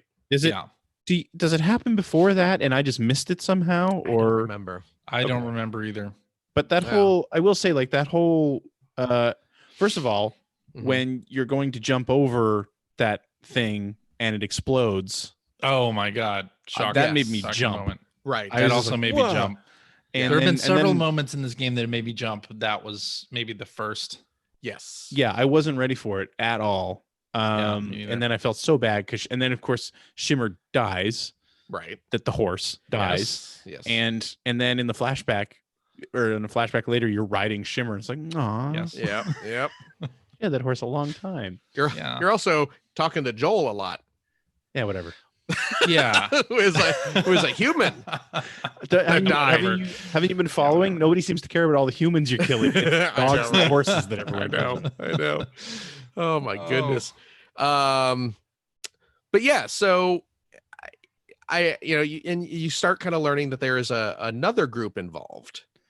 Yes. Yeah, the there's Seraphites or the Scars. the scars. Yes, and we really don't know what they're what are these two groups what are the deals? motivations? Yeah. Yes. What are these two groups doing? Yeah. Well, because there's also the government force. Fedra. Fedra, you got which are Fedra from the first game. Yeah. Mm-hmm. Yeah. And then like the wolves are rising up against Fedra, and then you have these scars who are showing up. Then later you learn there's no more fireflies. Yeah. Yeah. It's an interesting dynamic, which it's very Walking Dead, of course. Right. Where sure. it's like, oh, the infected are clearly the enemy, but we're the true enemy, Exactly. And it is interesting to read. I mean, I don't know if CJ does this, but Phil, I'm guessing you do read all the notes and everything that you find over the place. Absolutely. Yeah. I scan. Yeah, and I mean there is a hell of a story being told there, and it's pretty standard. Like I said, it's very standard. It reminds me of Walking Dead a lot, where it's like Fedra are oppressive, and they're making everyone wear masks, and that's against my personal freedoms. And wait, what? Ripped from the headlines. That's something else I saw this week. Yeah, but anyway, no, but like Fedra is overbearing, and so the wolves rise up, and. But then as you're reading these notes, it becomes fairly obvious that they're very just militant as bad. As well. They're just as bad. And now everyone's afraid of them. And then you've got these Seraphites who are clearly rising up against the wolves. Right. But then you meet them and they're absolutely batshit insane too. And they're the ones with the they're painting the murals of their follow her love or religious leader. Feel her love. Lack of a better term. Yeah. But so there's this whole kind of dynamic between these different warring groups that you are now sort of throwing yourself in the middle of. Yep. Yeah. And I like how that's been playing out. The Ellie getting captured after Shimmer blows up was a cool scene. Yes. When Dina rescued you and that whole thing that scene was intense. Yes, it was. Yeah, it was big time. One of the things that I've liked about this game, just because again you have all these different groups that are all kind of vying for power, and you're just in the middle trying to accomplish your goal and survive, and you kind of end up in the crossfire a few times between the two groups. And there have been a couple points where Ellie gets attacked, and the people attacking her, they're yelling to each other as they're, trying to close in on you. And it's clear that they think you are part of the rival faction. Yeah. Yeah. And I think that, we're kind of jumping all over the place, but we are. I'm curious what you guys think, because this is something that I ended up reading. I didn't read a lot of reviews, obviously, but I read a couple of them early on. And one of the things, because especially where they were so limited as to what they could say. And one of the things that I saw brought up enough times that it almost, I really feel like, and it's been a long time since I've been done any sort of games journalism or professional reviews or anything like that. But it really feels like it must have been something that was pointed out in the review guide. Yeah. Which, for people who don't know what that is, a game sometimes would come with basically a one-pager. Say, like, here's all the features we're really proud of, and, that sort of thing. Not just an NDA saying what you couldn't talk about, but also like, we do this and this new technology and blah, blah, blah, blah, blah. Anyway, I saw this listed so many times in reviews that it feels like it must have been something that was in a review guide somewhere, where it said that they're trying to make the human enemies more human by making sure they all have names. Right. Listen, especially the wolves. Yeah. Will constantly react to finding a dead body. Right. Or a dead by name dog. Right. And so in those reviews, people were sort of going back and forth on the effectiveness of that and whether it actually meant anything. And I'm curious, does that mean anything to you guys? Is it? Do you care? Well, I mean, look, Naughty Dog, they're a great studio. They do great work. Final Fight did it first. There you have it. Actually, I don't even know if they did it first, but I mean, Nice. Well, you know, just if I'm beating up some goon, I know what his name is. Our signal. Yeah. Not even talking about strange. the naming bit of it, but just the banter as The a banter's battle great. is going on is great. Like They're very aware of each other, and I like that a lot. yeah, it makes you feel like the world is fully realized. Like, Yep. and then And- these aren't just Metal Gear guards going, huh? Something Yeah. over there. Like, And then with the scars as well, which, by the way, the scene where Oh you my first meet God. them. that was a jump scare. That scared Oh my the God. shit. And the thing is that when you're going through that park, like she actually, because she looks at the map, she says, going to cut through the park. Yeah. And actually, there was a scene earlier that was they really telegraphed what was going to happen. And you probably saw this, but it's in that same chapter, I think. It's in day 2. You go into this building that you have to climb through a window in the basement through the laundry. Mm-hmm. And then CJ doesn't remember this. So if you go I'm off the wondering if I path that went you're in supposed to take, there's a building on the left and the door's locked. That's the problem. Going off the path is something CJ doesn't do. No, Anyway, I if do. you I do look, that. if though. there's a little stairway down, and if you look, there's a window that's smashed out, and you can look in there, and it's like, oh, it's a laundry. So if you climb in there, Mhm. and then you go up the stairs and open the door to the lobby, there's very clearly a homemade alarm there. When you Yeah. open the door, a bunch of stuff falls and clatters and makes a bunch of noise. It's like a bunch of beer bottles Right, exactly. Yeah, Makes that a bunch of noise. tied Which above the door. I've got to say, I find it weird that Ellie didn't react to it, because she Yeah. doesn't react to that happening.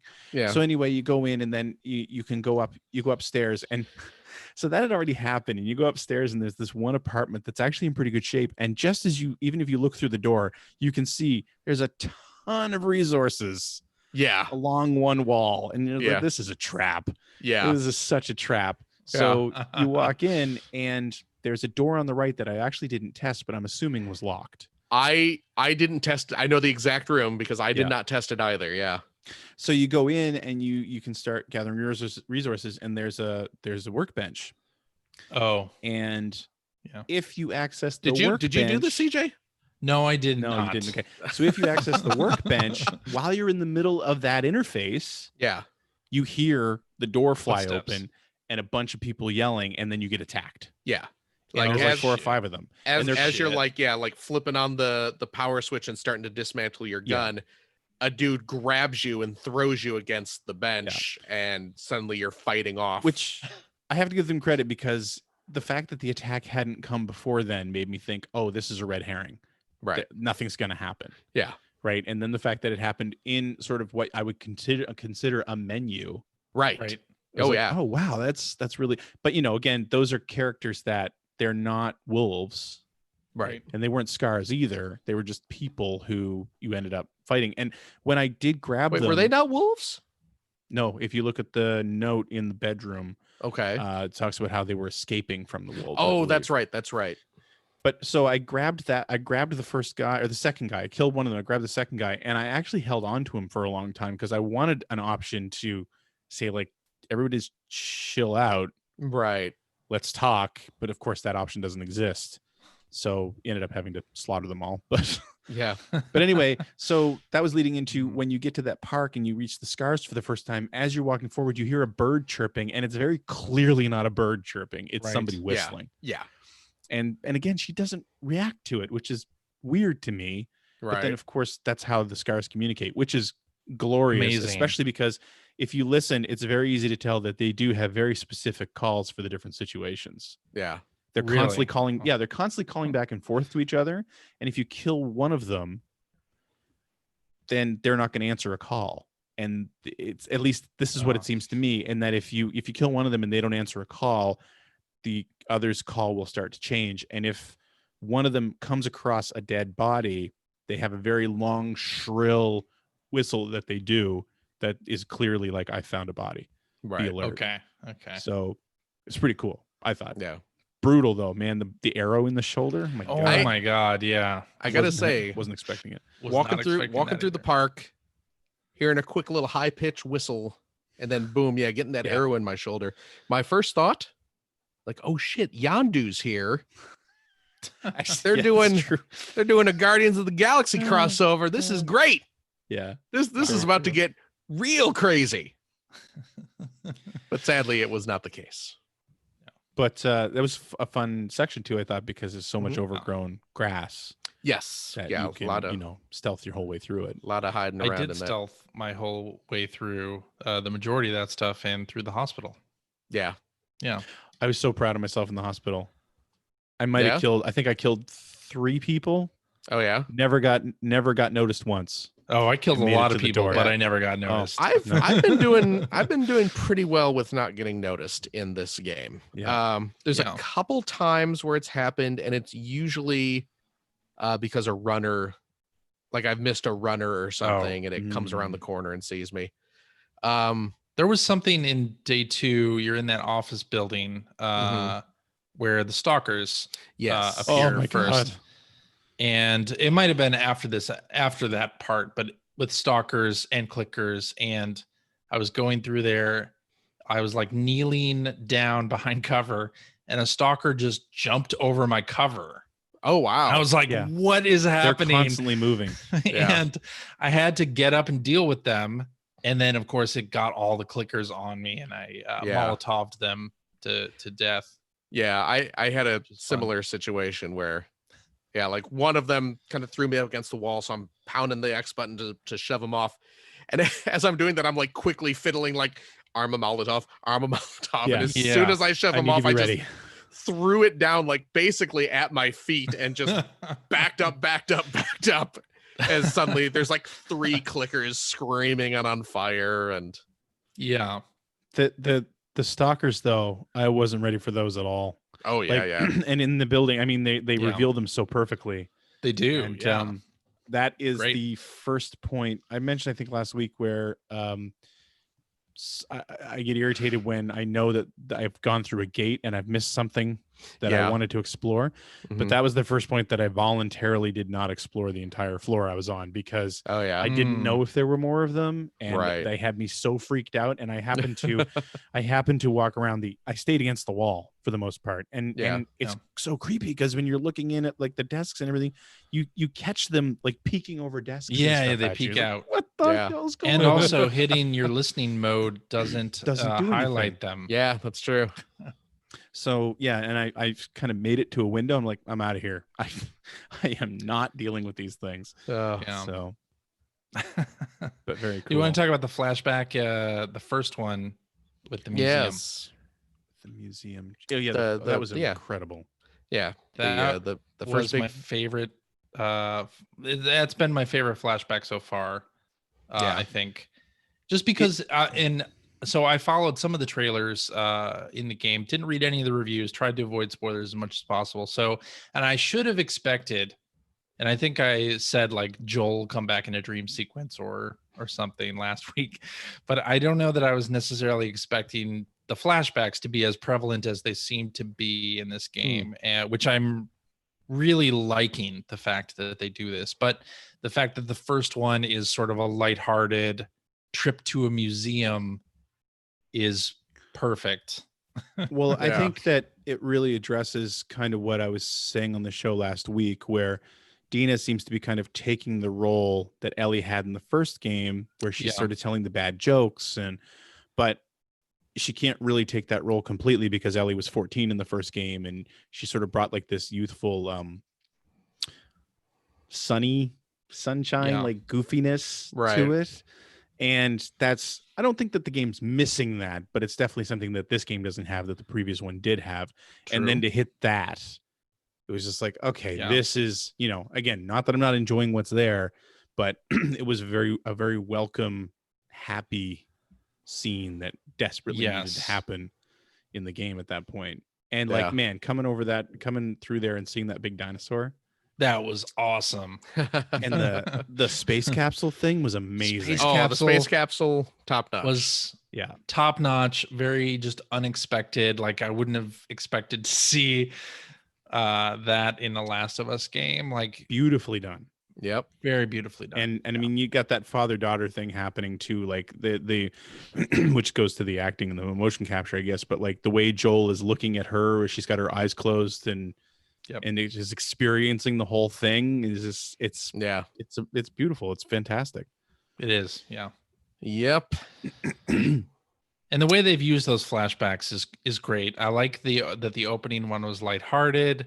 Then you have the Tommy one, which sort of ends with Joel and Ellie going through a motel. Mm-hmm. Yep.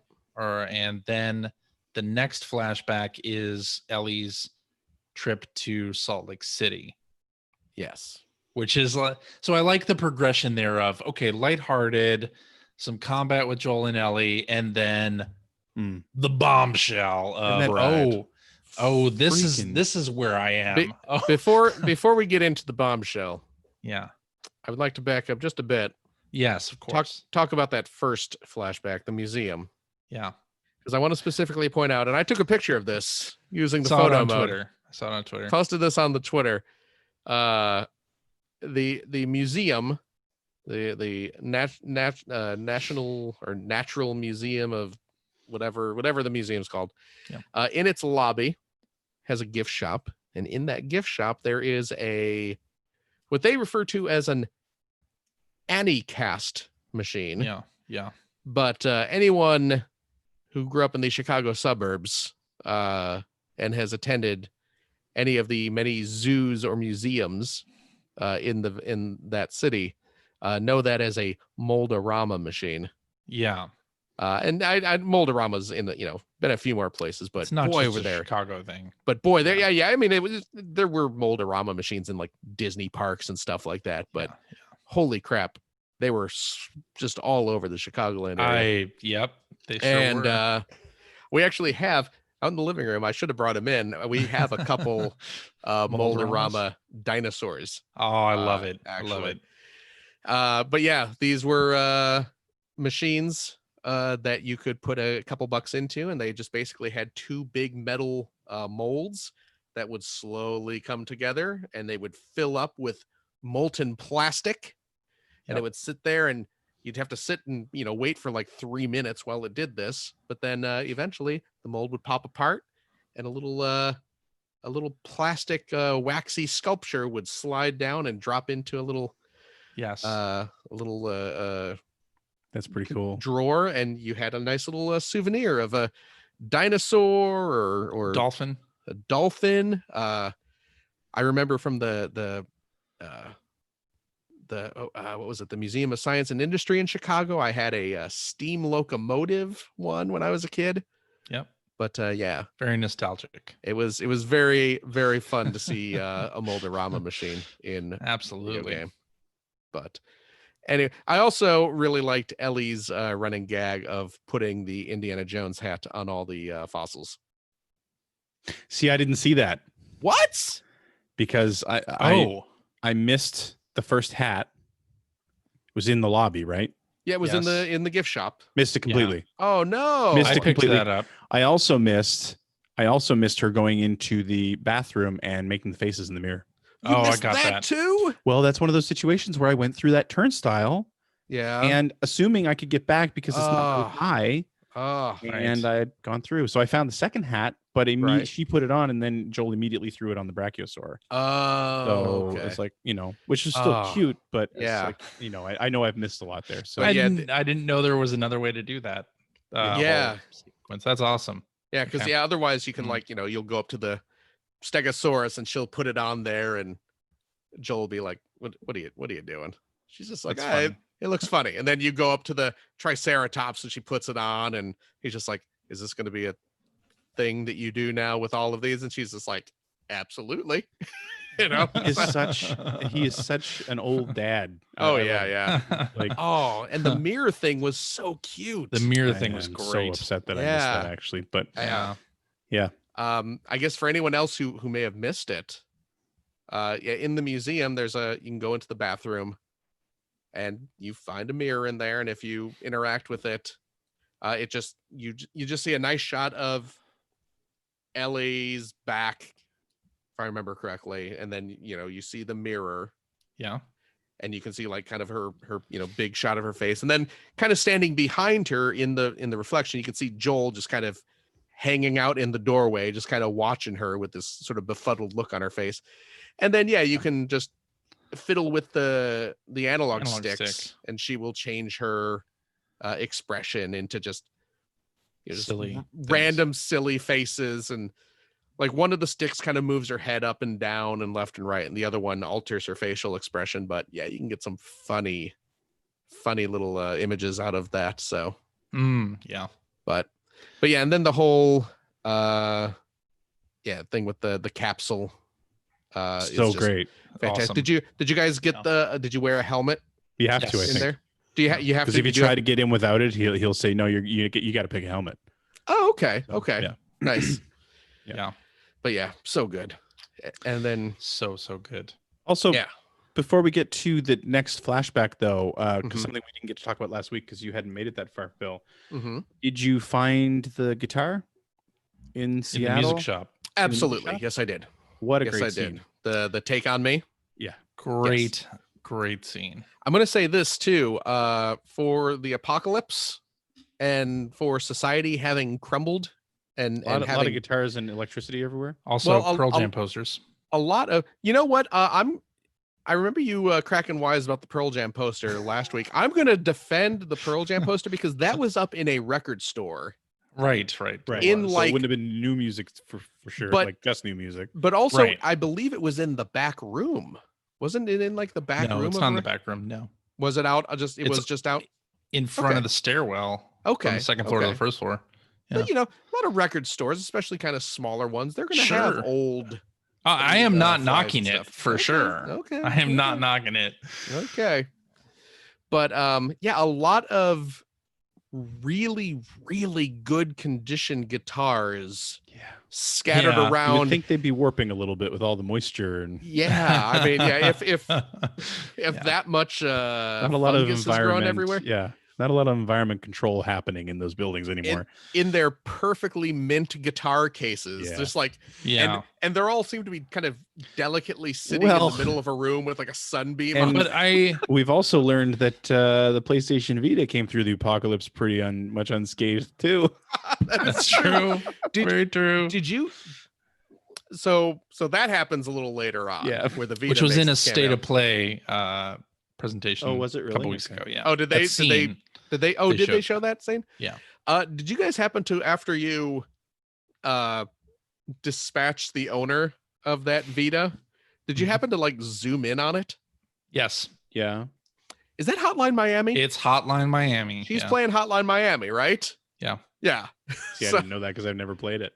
Okay. Yeah. It's I zoomed in as much as I could, and I was just like, that really looks like Hotline Miami. So Yeah. And a really good conditioned Vita. oh, A really absolutely. good condition Vita. And I that's think the the thing, like, you put official your- earphones too. You have your arm around her and you're like holding the knife to her throat. And it's like, is that a Vita? She's holding a Vita. How did you get a Vita? How did you get a functioning battery for the Vita? Hey, that's what I'm saying. Aren't those proprietary? Were the batteries? Were the Vita you batteries? couldn't replace proprietary? them. No. You couldn't. Okay. I don't think so. No. That's I don't buy That was the thing. PSP. That was the PSP. Okay. But yeah. And I mean, Great little sequence there, though. Oh, it really was. Although me. I'm stunned that she wasn't playing like the Uncharted game. Kind of Yeah. a nice change, right? Because all the game cases you're finding are Uncharted and Right, Yeah, that's Crash true. and, That's Yeah. true. you know. But I don't know. Yeah. Mm. But anyway, But yeah. So that second flashback, mhm.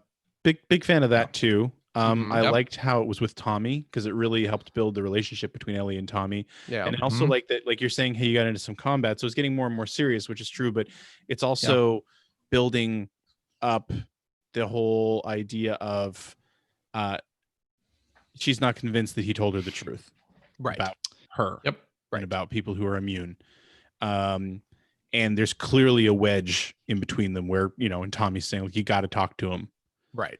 Also, I find it very interesting that it's and this is such an old man thing. Very interesting that the 14-year-old girl is the one that needs to talk. Yeah, because the old man he's so stoic, right? I mean, and that's Joel. He's so stoic. Yeah. So, but yeah, I just, and I loved the whole teaching her to shoot and just creating that great conversation around her using the sniper rifle.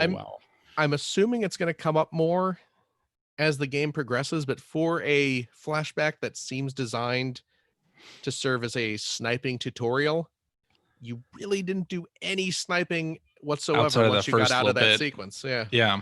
I think I just unlocked the ability to craft a scope. Oh, really? Okay. I've had a scope for a while. Really? Before okay. that. Before so I that, just haven't used it then. Oh, so really? You can put a scope on that rifle. Okay. Yes, you can. I didn't just unlock it. I guess I just noticed that it was there. I was terrible at sniping, by the way. Me too, because the bullet dropping. The bullet dropping thing really got me. And also you have to wait until the zombies or the infected kind of stop. You don't have to wait. You can lead them. Yeah. Well, it's not easy. No. But I liked the sequence in the hotel a lot.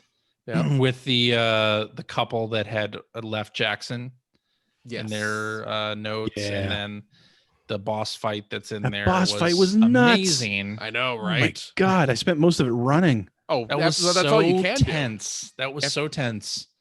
You have to just get in a couple shots and then run to the other side of the room or run out into the hallway and get that distance in between you two. That was a bloater. Was it a bloater? I think it was a bloater, right? No, bloater, because it was crashing through the walls, and I haven't seen bloaters do that. I think it was something else. It was intense, though. Oh, you know what? No, that's a character. That's an enemy from the first game because it was throwing the acidic. Right, it was like the kind of spore bombs or whatever. Yeah, it was like a boss type monster from the first game. Yeah. You know what? Going back to our tweets, video game cosplay, I could probably do a bloater. Could probably do a bloater these days. You wouldn't even need much makeup. Take your shirt off. You're 90% of there. A couple fake mushrooms. Done. Done. Puttied to my face. We're good. Yeah. Little spirit gum. Yeah. And then, first of all, also love. And I know there are people who hate this. What's that? But I love that the scene that everyone's all up in arms about from the trailer where Joel grabs Ellie at one point and says, "Do you think I'd let you do this alone?" in the trailer was literally the scene that has actually got Jesse in it. Yeah. So when you meet Jesse, that is the scene out of the trailer that was Joel. Oh, that's one of the things that everyone's up in arms about. So they faked the scene for the trailer? They Kojima'd the scene, basically. Okay, so Kojima'd the scene. So everyone Metal Gear Solid 2, right? I mean, the same thing. You did the same thing. So, but yeah, that's one of the things everyone's up in arms about. But really? Oh man, because not everyone, but I've seen it mentioned. Because I avoided just about all the trailers. So I watched the trailers, but I've quickly forgotten any of the content. So did I. Them. The only reason I remembered it because there's some petition now about how they need to go back and fix the plot of Last of Us 2. To what? Not kill Joel? Sounds like it. That doesn't sound like much of a game. And that's one of the things they cite in the petition. How great would that be? It'd be so funny. It's just he just lived day to day. Someone grabs her and it's just like, oh, it's me, Joel. I survived. Couple conks on the noggin is not enough to take this old war horse down. She should have used the sand wedge. What do you want to talk about? Not only when Jesse appears, but then the car chase. The car chase. Oh, the car chase was great. Yeah. Also very intense. Yes, indeed. I thought that was really well done. I think I saw some comments. I think in our Discord even. Maybe just online that scene felt like it was out of Uncharted and out of place from The Last of Us. I would say out of place. Yeah. I agree that it feels like an Uncharted sequence, but I don't agree that it felt out of place. I thought it was fine. Felt perfectly fine to me. Yeah. Yeah. And just to me, that was a good cap on the intensity of that whole section where you are hiding from guards with dogs. Area is amazing. I part of me wanted it to be over, and part of me was so impressed by because that whole battle in the sort of suburbs there, Yes, when they introduced the dogs, or I don't know if they introduced them, but where they've got dogs there they as well. introduced them, and they keep coming in waves, and part of me is just like, oh my god, this and they isn't catch over your yet. scent, and you're like, oh shit. Yep. But Like, but I loved it. It was so well done. At that point, you do have the bow and arrow at that point, right? You do. That's Yes. right after you get the bow and arrow. Okay. Which, by the way, I Because- love how that went too, because that was Boris, who, Yep. if you're reading the notes leading up to that area, Mhm. there's one guy who's openly attacking members of the wolves Oh because yeah. they killed his daughter, and that's Boris. Okay. And you get into his house, and there's a note there. I think his name is Boris, and there's a note there from him saying, "What did everyone expect I was going to do?" Yeah. Right. And then, of course, as soon as you read that, you're like, well, this is Boris's house. I'm going to end up fighting Boris. Right. And you slip into the garage, and there's Boris, and he's got the bow. Yeah. So, so it was right after that. And yes, and that was one of the things too, is like with the dogs. So I remember the way that battle started for me is I ducked down into the long grass, Mhm. and there was one person that had walked really far away, and then there was one person with a dog walking back and forth, but it hadn't caught my scent yet. Mhm. And so I waited till they were in the tall grass, and I got a headshot on the dog owner. And of course, the dog's reaction to that is to stop Yeah. and stand over its owner. Huh. If it doesn't have your scent, but it's not going to bark, so it doesn't alert anybody. And then I just, because of the fact it was long grass, because of the fact I had an idea of where the dog was, I shot the dog with the arrow. But the nice thing was the dog didn't catch my scent. Nobody got alerted. Right. It's sort of, I mean, I did spend the last part of that fight running around trying not to get shot, but Yeah. I mean, it was a fun area, and it was so. It was also the area that made me realize that I'm playing this on the right difficulty level, because by the end of that, I was so low on resources. Yeah, that I made it through, right? And it's like, okay, this is how I want this game to be. Yeah, I think this is what we're talking about too, where somehow they have made even the easy difficulties feel exceedingly intense, and to the point where you get through a section like that and you're low on resources, but you pretty well know that you'll be able to stock up again, like between things. Like, but I was getting worried because they kept coming, and I wasn't getting more resources. So I'm like, I'm running out of stuff to do here. Like, this has to end soon. And then that led into meeting Jesse and then getting into that van. And I had a bit of a lot of my weapon customization on capacity upgrades for the guns, specifically so that I could have enough bullets in case things went bad. Yeah, I have to say I had a bit of a moment when the truck plunged into the river. That sort of gave me some little bit of a flashback, PTSD. but a little bit, freaked me out a little bit. It didn't last very long, so yeah. But yeah, that whole thing was nutsoid. Yeah. Really good though. Do we want to talk about the hospital and what happens when you meet Nora? Before then, there's one other thing. I don't know if you guys ran into this too. So when you're getting your way to the hospital and you're fighting all the scars, there's one point that you get into. It's a makeup store, I believe. Yes. And you go to open a door. Yeah, Merci. That's right. You go to open the door, and there's a gigantic guy there. Yes. Oh yeah. With he takes a lot of hits. He like hammer or an axe. Is this the guy who picks you up by your neck? Yes. Yeah. That's him. Yeah. And he like throws you, and you're behind the counter. Right. And then the next guy that came in, and I don't know if this happened to you, if it's scripted, or I'm assuming it's scripted. When I got him to the point of one more hit I ended up meleeing him, and one more hit would kill him. He knelt down and put his hand up, and not to stop me, but to threaten me, to say, like, there's thousands of us. You're not going to win. We're going to get you, blah, blah, blah, blah, blah. And it was in that I was standing over him, and it was in that moment that I was waiting to see if I would get an option to talk to him, right, to say something to him. Right. But you don't get that option. He just stands there and he makes a bunch of other threats about how many of them there are. And then finally it's like, okay, so nothing's going to happen. And I finished him off. But I was just wondering if you guys ran into that or not. I think if you shoot him, you probably don't see that. I shot him. Didn't see it. Same here. No, it was really interesting. And I don't know if that happens a lot, but it happened with him. But yeah, then went to the hospital. That was intense. Yeah.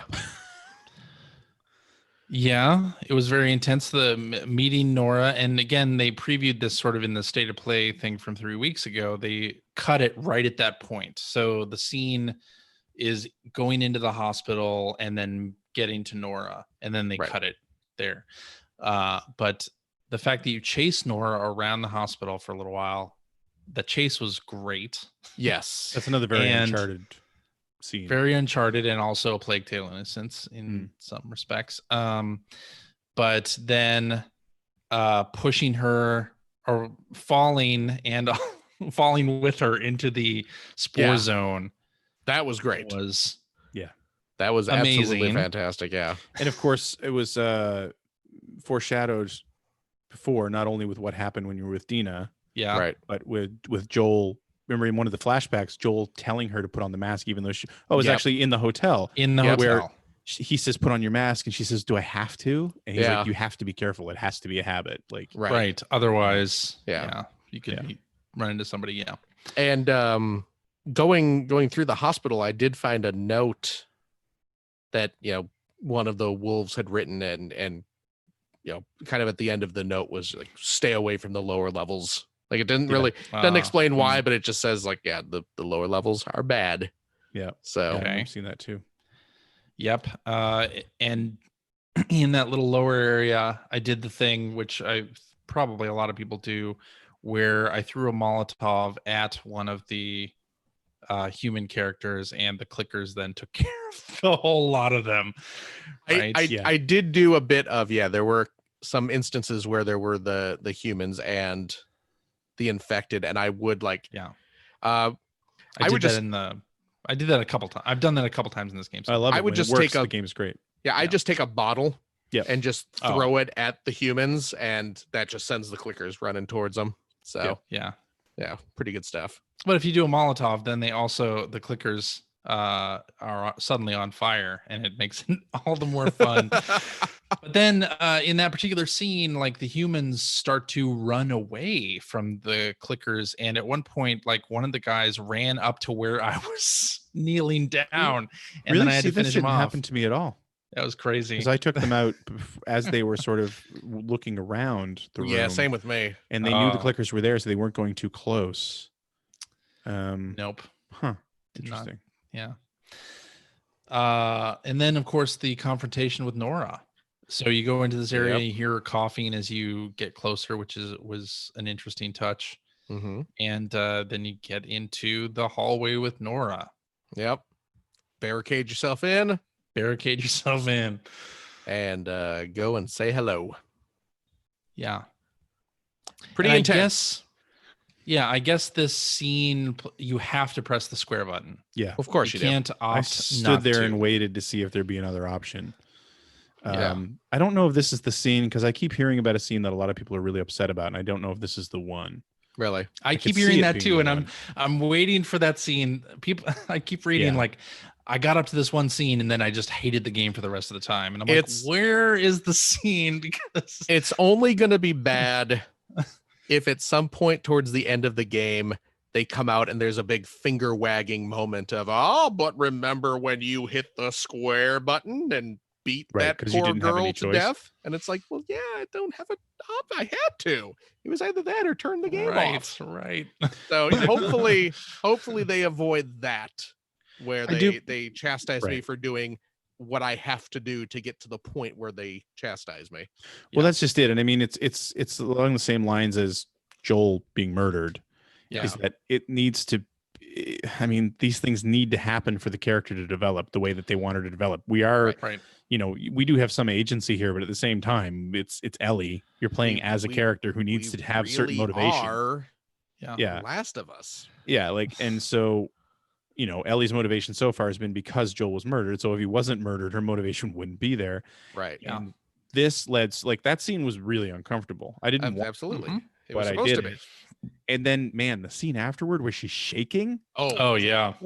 That just the glassy kind of dead-eyed look on her face. And you can see it like when Dina and Jesse see her hand too, because she holds up the map and her hands are quivering. And I loved how effective that was, though, where you just you swing the crowbar or whatever you had the 3 times, and then it cuts to black, and then she staggers back into the theater, and like the first words out of her mouth are just like, she's over in the aquarium. Yeah. And you're just like, oh shit, I made her talk. She beat it out of her. And you know, a minute or two later, when she's alone with Dina, she does spell it out, the whole like, I made her talk. But you know, even just, you know, as the player, just having her cut from, you know, seemingly deliver a killing blow to the whole like, no, there was more. Here's the answer that we need, and you're just like, oh yikes, okay, that went other places after they cut the camera. So yeah, I thought that was really effective, and for a really game good. too, where I think the marketing leading up and all the things that we've seen were so focused on like showing the parts of torture or whatever, to have that be like, you know, off camera and only 3 hits. And there's other stuff was, you know, I feel better about, I mean, you don't need to see all of the violence for it to be effective. And you're right, like seeing Ellie's reaction and her shaking hand afterwards is enough, right? Because you have the image in your mind, and it's going to be worse than, you know, your mental picture is, you know, going to be a certain way, whether they showed it to you specifically or not. Well, even the torture scene, because I mean that's what she's doing. Yeah, just showing her face was pretty brilliant too. Yeah, right. Agreed. And the rage there, like, yes. So and that led up to another scene, man. When Dina takes her to the back to try to clean her up, and she takes her shirt off, and you see her back, and she's just beat to a pulp. Yeah. And like, not only can you feel do you feel bad for her already because she's so shaken up over what she did, and she's so upset. But like then she's physically destroyed, and she's like clearly totally exhausted. Yeah. You know, it's just like you're really, which is such a weird feeling, but you really feel for her. Yeah. Even after what just happened. Yeah, really. You know. Yeah. So yeah, it's crazy, man. Like I just wasn't ready for that. And it was such a cool sequence leading up to it too. Yeah, agreed. Should we talk about the last little flashback? Let's do it. Day 3. It's getting near on midnight here, so let's. We've gone long. Surprise, surprise. The Last of Us 2. Yeah. It is, yeah. And so I went into that scene. I was like, oh, it's not day 3 yet. I'll just do this little flashback. Yep. And I hit the touchpad and was confused when it wouldn't show me the crafting option, but it just went right to Ellie's journal. And then I started reading Ellie's journal about well, I had gone, I think, through 2 rooms and just looked through boxes, and she commented how there was nothing in them. And then you see the sign pediatrics, and then I looked in Ellie's journal and I was like, oh, yep, this is where we're going. Yep. Then you go into that specific room and the duffel bags are there. Yeah. And you're like, shit. And there's Firefly graffiti on the wall. All over the place. Too. It's on all the boxes too. And yeah. And I was like, just heart-wrenching when you see her pick up the tape recorder and then sitting on the bench outside listening to the tape. Yeah. And then what happens afterwards when Joel rides up? The whole scene just very powerful. Maybe one of the most powerful moments in this series that I can think of. Like, just I thought amazing. The emotion of the scene was perhaps undercut a little bit by when she's listening to the recording, having the doctor be a very cartoonish bad German accents. And now we will cut out her brain to make the antidote to the virus. And I was just, this game has played it straight for so long, but then to have this kind of like, mustache twirling We will kill her and then everyone will be saved. I hope that hairy man does not come and thwart our plans. It's a little much, but You're weird. I think it was saved. I thought it was, yeah. So, I mean, it was pretty clear what was going to happen. Right. Yeah. There. It was hard to watch. Felt sorry for Joel. Yep. Still, through all that, sitting there thinking, yep, in his position, I would do the exact same thing. I know, right? Mm-hmm. It's one of those things. Yeah. But knowing that she knew, she's known for the whole game. Right? Yeah. Because, of course, the lie he told her, which you get at the very beginning of the game, is there are lots of them like you. They couldn't make a cure. Right. But then, of course, she's also keeping it a secret from everybody. And when Nora says, you're her, you're the one, you're her, she doesn't protest it at all. Right. No. So it's like, oh, I think she knows. Yeah. She must know. And then now we know that she does. Yeah. Yes, but then, of course, at the beginning of the game, you have the right after the original game, and then the time skip. Yeah. And Ellie and Joel's relationship is clearly weird, strained and weird. And then to know more now of how it got to be that way, I just love I love the progression and pacing of this game so far. And I know there have been some people who have said it goes over long, but so far I'm still really enjoying this thing. Yeah, me too. Same here. Same here. And we've had the bombshells of Dina being pregnant and Joel dying, and it's still like I don't see the point where people like lose interest in the game. Like, to me, those things are only adding to the fiction of the world, not distracting or even like taking anything away from the story as I think they're trying to tell it. No. And I think it's interesting too that as far as up to this point, Dina still hasn't told Jesse that she's pregnant. No. Right. No. Yeah. And I don't get the idea that Dina has shared the other now secret she knows about Ellie with Jesse. Right. I'm positive of that. Yeah. Okay. Because I played a few minutes into day 3. And you played into day 3. There's a conversation that pretty much points out that he does not know. No. Okay. All right. Well, I guess then that's where we're going to leave it. I will say one thing. So last week we talked about who was going to be the next to die, and I said Dina. I'm not so sure anymore now. I think it's going to be Jesse now. Do you think it's going to be Ellie? I've gone back and forth between Dina and Ellie, but I don't think they would kill off Ellie in this game. Well, do you? Having not finished the game, having not read any spoilers, I have a theory.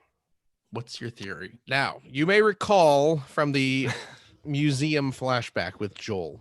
Yes. When they're upstairs looking at all the space stuff, and Ellie's talking about, she's sharing all her space trivia knowledge with Joel. Yep. And she talks about how she wants to be an astronaut.